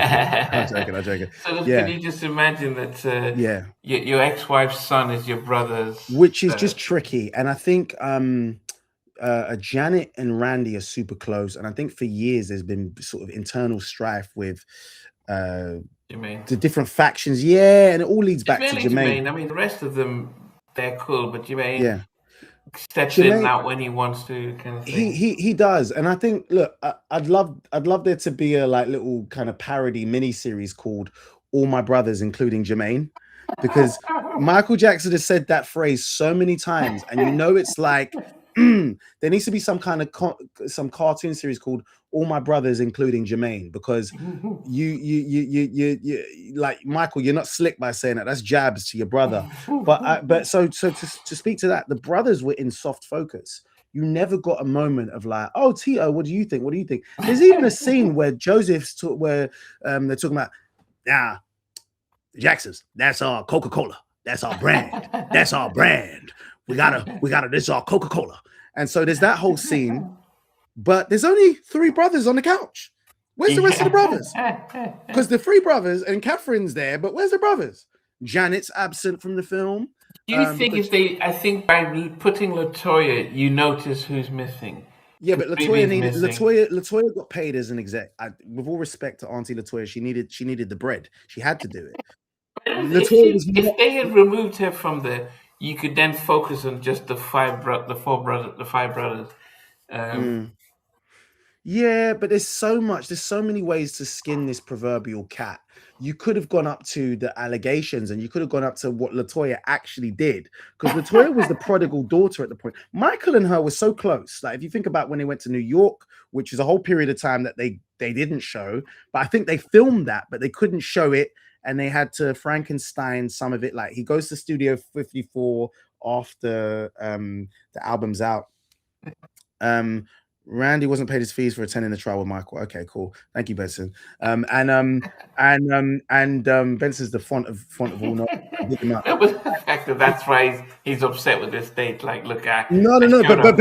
Benson's the man with money because Benson's seen it 5 times buying Rose No, out. no, I'm I'm like, talking Benson, about Randy though. I mean, oh, if that Randy, is okay, the cool, cool, cool. case where it Yeah. is, yeah. But Latoya and Michael were super close. Now the story goes, and again, this is just, I mean, it's documented, is that like they were experimenting with hydroquinones, the skin lightening creams, at the same time. Michael would get a nose job, Latoya would get a nose job. They were super close because if you think about it, Latoya Yvonne Jackson is born in 57. Michael is 58. So they're very, I think they're quite close. So Mhm. that New York period, there's loads of pictures of them together, rocking together.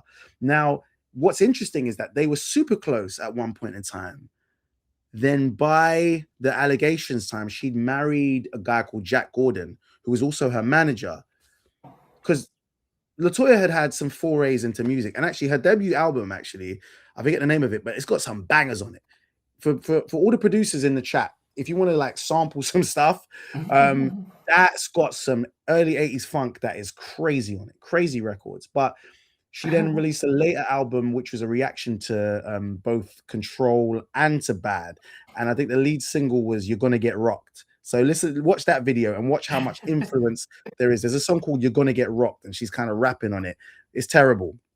Anyway, by 93, she'd been married to a guy called Jack Gordon, who was influencing her really badly. So when the allegations came out, Latoya was doing interviews. Latoya Yeah, was yeah, I in remember seeing Playboy. that. Latoya Yeah. was in Playboy magazine, and Catherine, a devout Jehovah's Witness, was livid. She's like, "What are you doing?" Because she was trying to get paid. And Jack Gordon had kind of coerced her to go on interviews and say that there'd been some impropriety. And I'm not, listen, love and respect to anyone who's been a victim of any horrific abuses. Like Yeah. my heart goes out to you, but there's a very clear thing that Latoya was doing, and she apologized. She said, "Look, I was under the influence of Jack." Mm. She basically came out and said that Joseph had done, done some horrific things, and then I mean horrific things outside of just the beatings. Mm. And then Janet and everyone was like, "What the you doing? This didn't happen." But she was doing it at the time that Michael was going through it with Mm. with the court stuff. And I just want to just make the point of being very clear and just being like offering some compassion, because look, there's so many victims, and look, you're a psychotherapist, Nnamdi, so you deal with this, so we have to deal with it respectfully as well. And in no way am I disparaging or anything like that, but we just have to talk about it plainly, because we're talking about it plainly. But Latoya was the prodigal child of the family for a Mm. long time, and then by the time that Michael had passed, you see a lot of, she had a reality show, and it was her rekindling her relationship with her pops, and she was like, Mm. "Joseph, can I call you dad, and can I hug you?" So I make this point. We started by talking about Latoya's involvement in it. Latoya looks like she's the only sibling, because we don't see Rebe, we don't see Janet, we have no mention of Randy, and all this other siblings are in soft focus. But I go back Mm. to my original premise. Um, it was called Michael, so we have to singularly focus on Michael and Sauvignon. Um, the film was meant to be a flop at the outset. I don't know if the siblings and other key people who didn't want to be involved will stick to their position for part two. Look, I hope we get a part two. And big up to Gin 40. That's what I was saying. Latoya did apologize, but she did do a lot of damage, because it's like, yo, at this point, we're trying to present a united front, and also remember we're black. And as a black, in it just culturally, you don't step out and talk to the press about family business. Yeah. He was under the influence of like a kind of hideous don, Mm. Jack Gordon. Um, Yeah. yeah. Okay. Michael now stands at 237 million at the box office. Look, let's hope it gets to a billion. Because I wonder if that's 237 million US or No, it's worldwide. worldwide. Yeah, it's Okay, worldwide. let's hope it gets to a billion. Yeah, I think it's already done about 130 in the US, Mhm. and it hasn't opened up in Japan yet. Um, And they okay. love Michael there. They Yeah. love him in Japan. They do. Just as wrapping up though, Mm, sequel. mm. What do you think is the safest option for them to do a part two? The safest Would they thing is flash? Do you think they should flash back and use those flashback images? The things pre. three bad and go back and tell that You story? could do a Godfather Part 2 kind of thing. You could play with no, Oh, you could do that. You could play with time and all that type of stuff. And what's really interesting, because look, we on these chats, and I love the fact that you've had me on here, Nnamdi. I really appreciate it. I don't take it for granted, and I appreciate the chat, just hearing me ramble and have my stream of consciousness. But it's like there's a version of it where, yeah, you Godfather to it and you play with time and you jump around a little bit and you keep it safe, you keep it more of the same, you give us more of the songs and all that. But like I said, there's a version of this property which probably won't be made in our lifetime, which is called Michael Jackson: An American Tragedy. Because Michael Jackson has reached the level of Americana that you would find at Mel's Diner, which is in Mel's Diner, you have cutouts of Elvis and Marilyn Monroe and Frank Sinatra. Michael Jackson stands right next to those icons. So, but there's tragedy in the story. It's an American tragedy. It's an African American celebration and tragedy. It's a black story and then it's a pop culture story. So there's a version of it where you deal with everything, warts and all. But I don't know if it happens in our lifetime necessarily. There's also another version where you don't cast Jafar as Michael. You cast someone else do you to think that play. would be difficult though? Unless It it's would be it and would be difficult, but what I'm saying is you find someone who can approximate the look of Michael in that more desperate time. I mean, Jafar was great because I always say Michael Jackson in the tragedy of his appearance changing did um if you think about the economics of it, because I'd love to do it write a show, yeah, about Michael Jackson impersonator in like '84, who's like thriving. He's thriving. He's black and he's making loads of dough. He is thriving. And then as we get into '86, '87, Bad comes out, and he's like, "What? What's going on here?" Like we got a guy as dark as me, and he's like, "What's going on here? How's it?" And because Michael Jackson made an industry for kind of Asian Filipino impersonators and Hispanic impersonators, and like black Michael Jackson impersonators can't really thrive because at a certain point it's like it's like that guy Fabio Jackson. He's from yeah, Portugal. The guy's from Portugal. He's Portuguese. And he's quite augmented his nose different. and his chin, and everyone makes a joke because they're like, "You act like Michael Jackson left you in charge," and he does, he does, Yeah. he does. There's a video of him walking down a promenade and watching It's somebody that, and he does that. and he's like, okay, not bad, not He does that. He does that. And it's like, Michael didn't leave you in charge, bruv. So yeah, so anyway, I make that point to say, like, yeah, you might have to kind of see how you can get one of those impersonators maybe to kind of do so. Basically, there's a clever way, there's an art house version of a sequel that you do, which deals with the kind of But could tragedy they stuff. do the Thriller Live version of the film? Is that I've not seen Thriller Live, but would But that almost be I different? feel that's what this film is. It's the Mm, hits devoid of like real controversy. Because look, the most controversial aspect of it is that like Joe Jackson was a pushy, abusive father who beat his son into superstardom. Effectively, mm, that is the crux of it.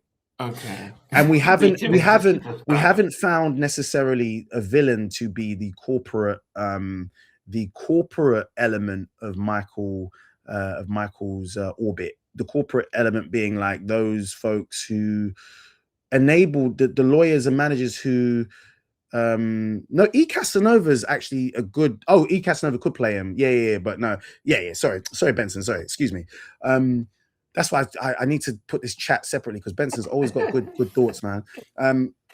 But no, so But the you state deal. couldn't they couldn't go after the label execs and No, they wouldn't want to Sony. skewer them. You wouldn't want to skewer them. But look, I as a fan, I kind of laugh at the idea that like, um, they wanted to steal the ATV catalog from Michael Jackson because they kind of did, but he Mm, also gave them every opportunity to do so.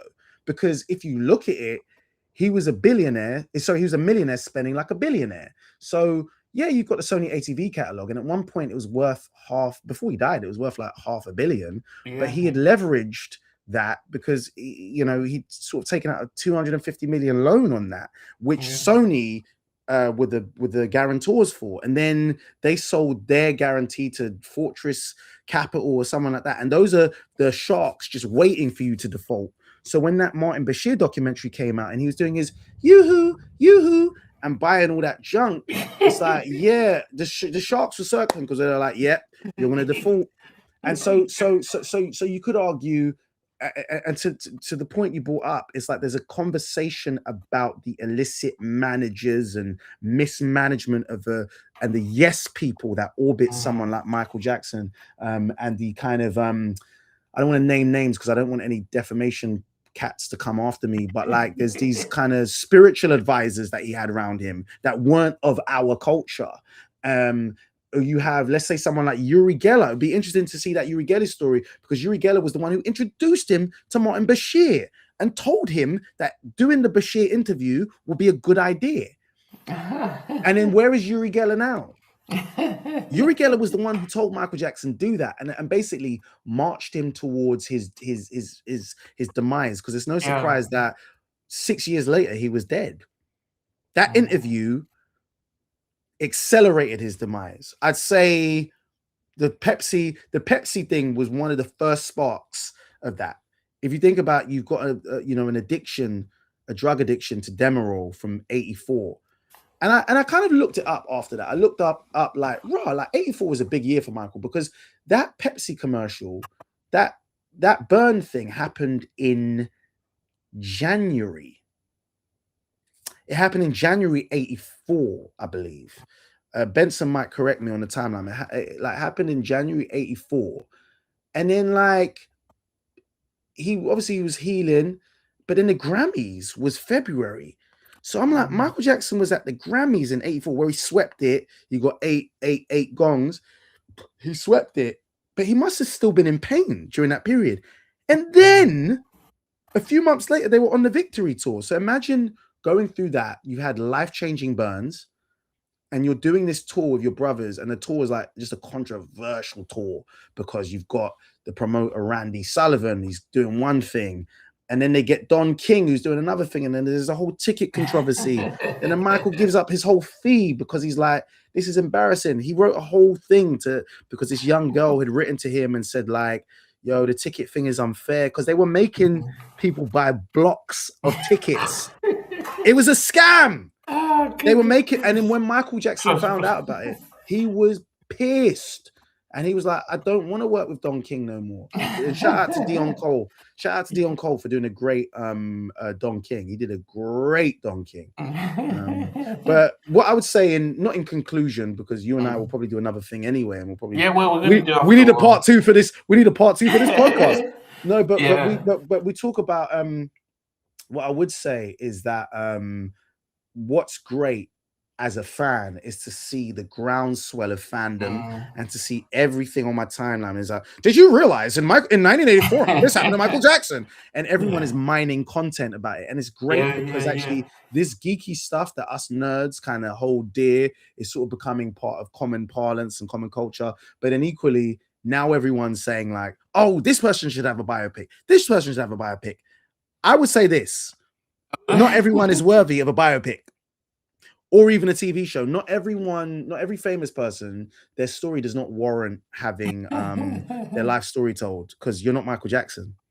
And I never thought they'll ever do a Michael Jackson. I didn't think you could I didn't do think it. so. I just thought it was just, his story was just too big. Yeah. Unless they do the part 1 to 5 and they like what they're doing with the Beatles. With the Beatles one, but I think it's interesting because I'd love to see what numbers the Beatles one does, because I suppose it's like one film that they're just filming from 4 different perspectives. Or I mean, it's 4 films, but they're sort of, everyone is going to be featured in those films, because all of those artists, Ringo, John, Paul, and George, all have their own separate stories and journeys.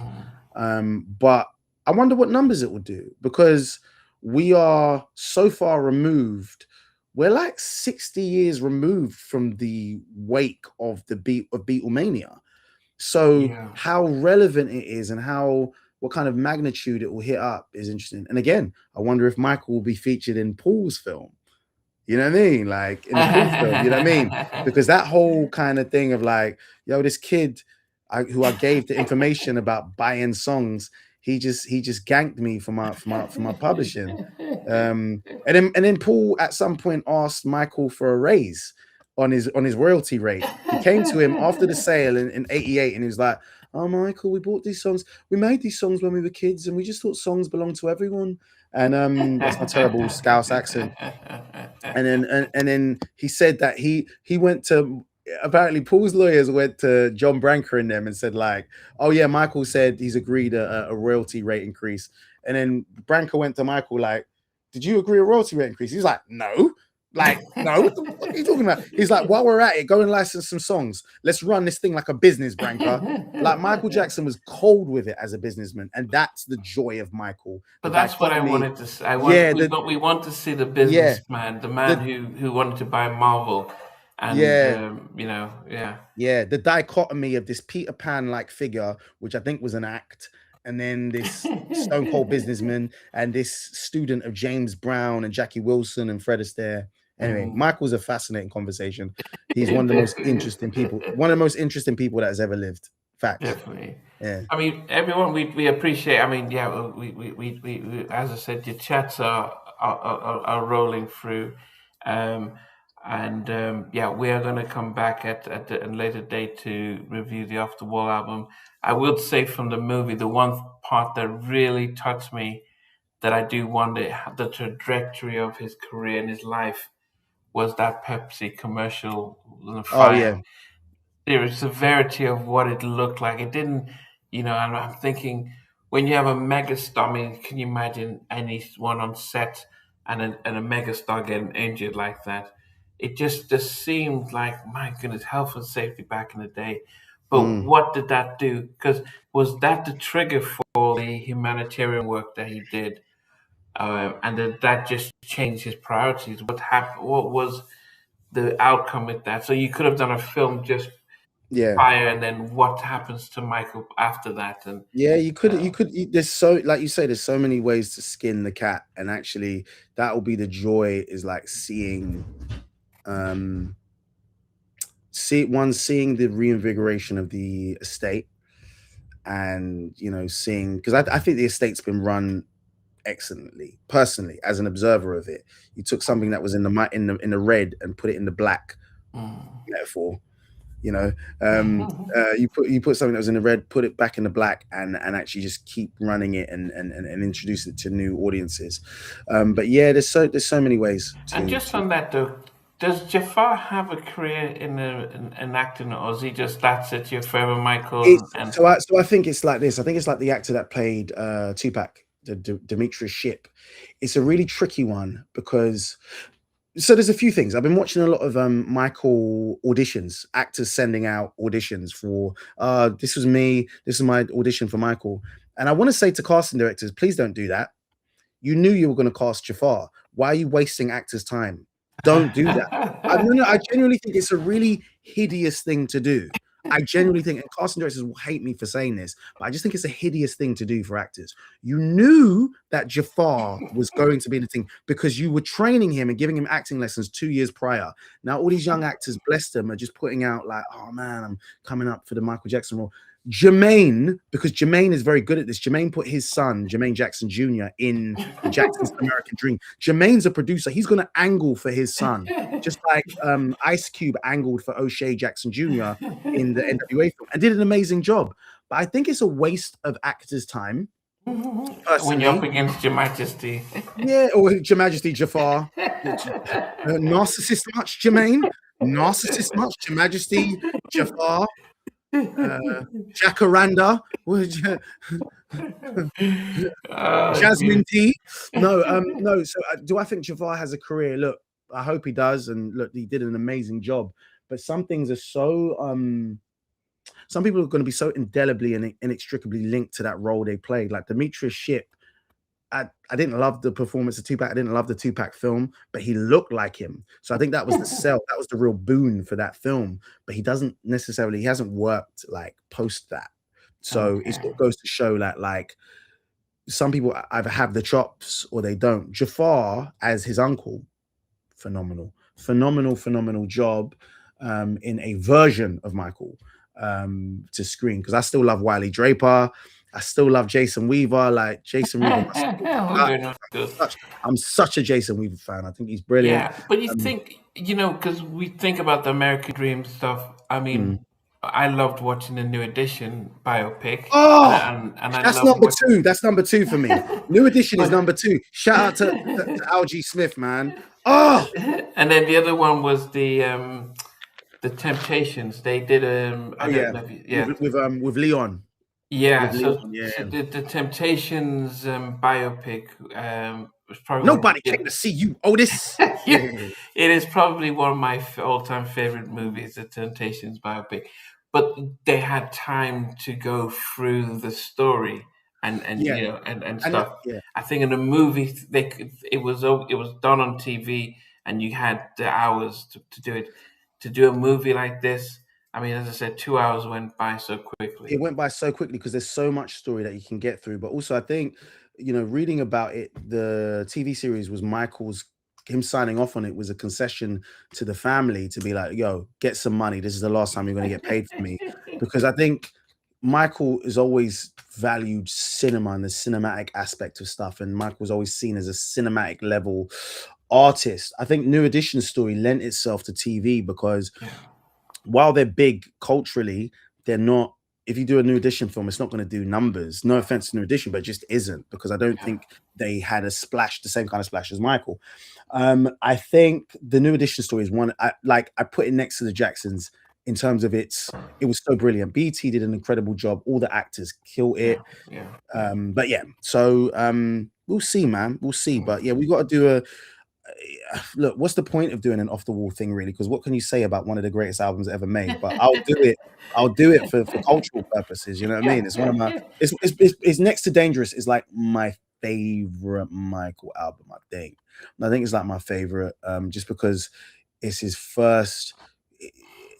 It's some of the greatest vocal production that's been done on him ever. It's some of the greatest production, state of the art production at the time for him. I saw Ebro from Hot Night, formerly of Hot 97, say that Thriller was like a McDonald's album, and he's getting a lot of flack for it. But I know what he means, as in like it's a pop culture item for mass pop culture consumption, versus Off the Wall felt like still a very black album and still like for us. And when Michael was still, we still had that cultural connectivity and exclusivity on Michael and the Jacksons, but by Thriller time, he was just a juggernaut. He was for everyone. Um, Yeah.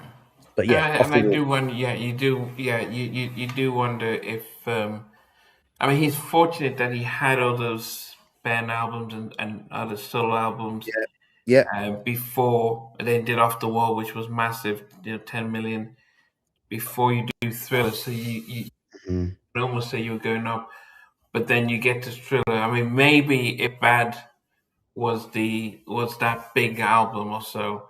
mhm. But yeah, you just can't rewrite history and You stuff. can't, you can't rewrite history, but we have Off the Wall as a thing, and that will always live. And it was a time just before it got crazy, so it'd be good to talk about it. It's a time before it really got crazy, and it was like you're watching a 20-year-old Sunset Driver. Ah, my friend Francis Ezekiel always talks about Sunset Driver, and sorry, Benson, I hate that song. I hate it. I remember getting Michael Jackson the Ultimate Collection. My girlfriend at the time got it for me for my birthday in '04. The kind of collection. It's like a little book. It came with a black book and all Okay, that. yeah, Um, the Ultimate Collection, and I remember hearing Sunset Driver for the first time because it had so many great demos. It had demos that were written by Trey Lawrence and all these people, but it had that Sunset Driver, which I'd always heard about. I was like, yeah, I don't like it. But you know what? Just for cultural purposes, I'm going to listen to it now. When we get off the phone, I'm going to be like, all right, cool, let me listen to Sunset Driver. Let me queue it up, in fact. But yeah, I hate, so I'm controversial, not controversial, in that I hate Michael's Castaways.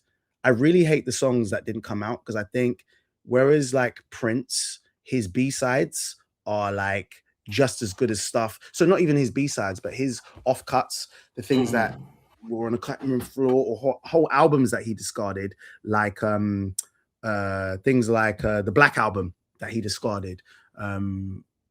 They were just as good as his released albums. Michael's offcuts, no. His yeah, Motown offcuts are great. his Motown offcuts are great. So if you listen to albums like Boogie or Joyful Jukebox Music, which were like the offcuts of Motown, great. But the stuff that he did, the offcuts from Thriller, like Nightline and Got the Hots, they just sound like trash. They just sound like 80s, like just sort of prototypical 80s stuff. They don't sound classic. It's like I remember being in Paris, Flex. I remember being in Paris in like maybe like last year at some point. I remember like being like, oh, they just leaked the Lady in My Life, like 7-minute version with like different verses, and I'd never heard it before. And I was like, even this 7-minute version is crazy. Lady in My Life is a crazy song, but here's the thing: of the songs that Michael wrote for Thriller that that made the cut, even the girl, I think even The Girl Is Mine is great, even though people don't like it. Beat It is great, but that's because Quincy set him homework. Quincy set him homework of like, give me a version of My Sharona. As a side note, that's what I also I liked, but I didn't like from the film, the whole Beat It kind of narrative. But anyway, let me not get crazy about it. But Rod Temperton like was the nitrous oxide for that, for both Off the Wall and for Thriller. And his writing and his pen game and the arrangements that they came up with for Michael were just superb.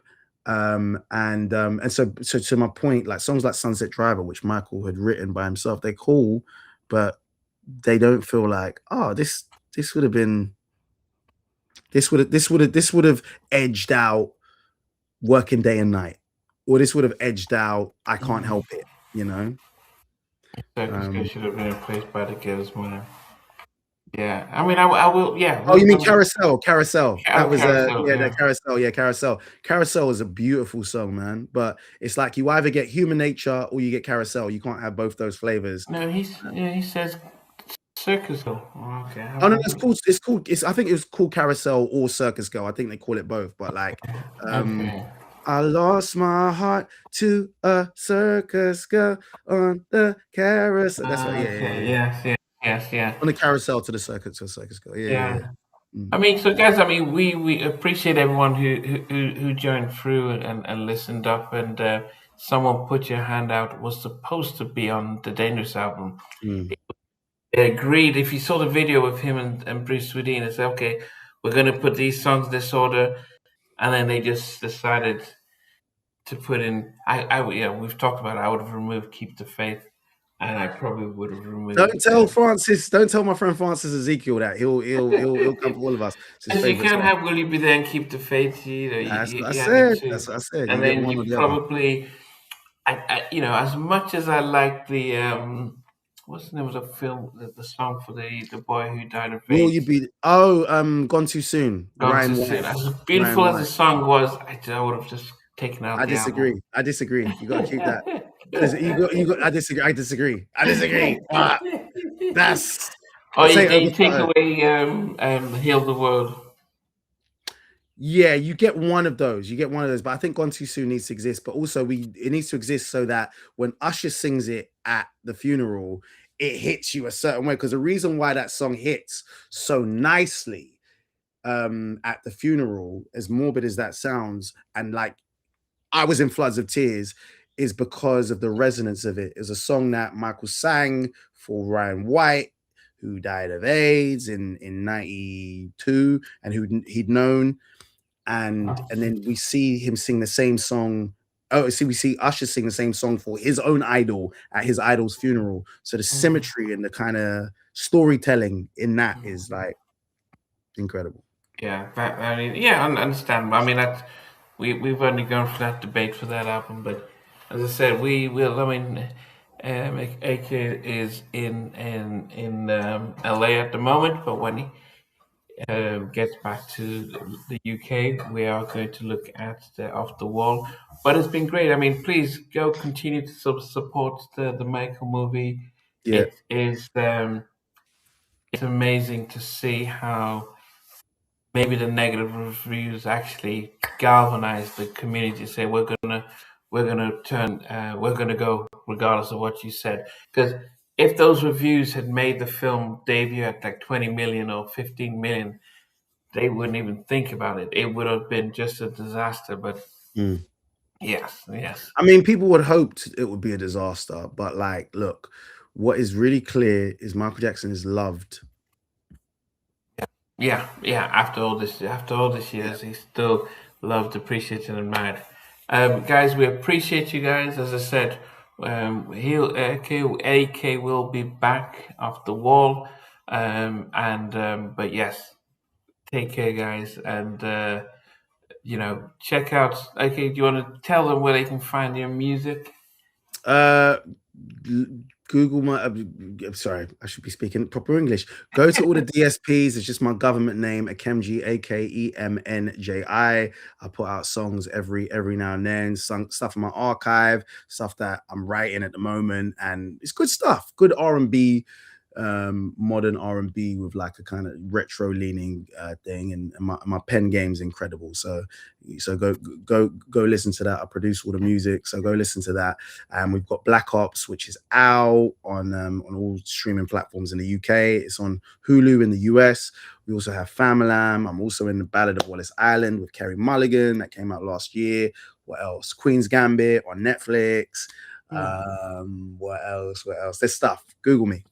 Definitely.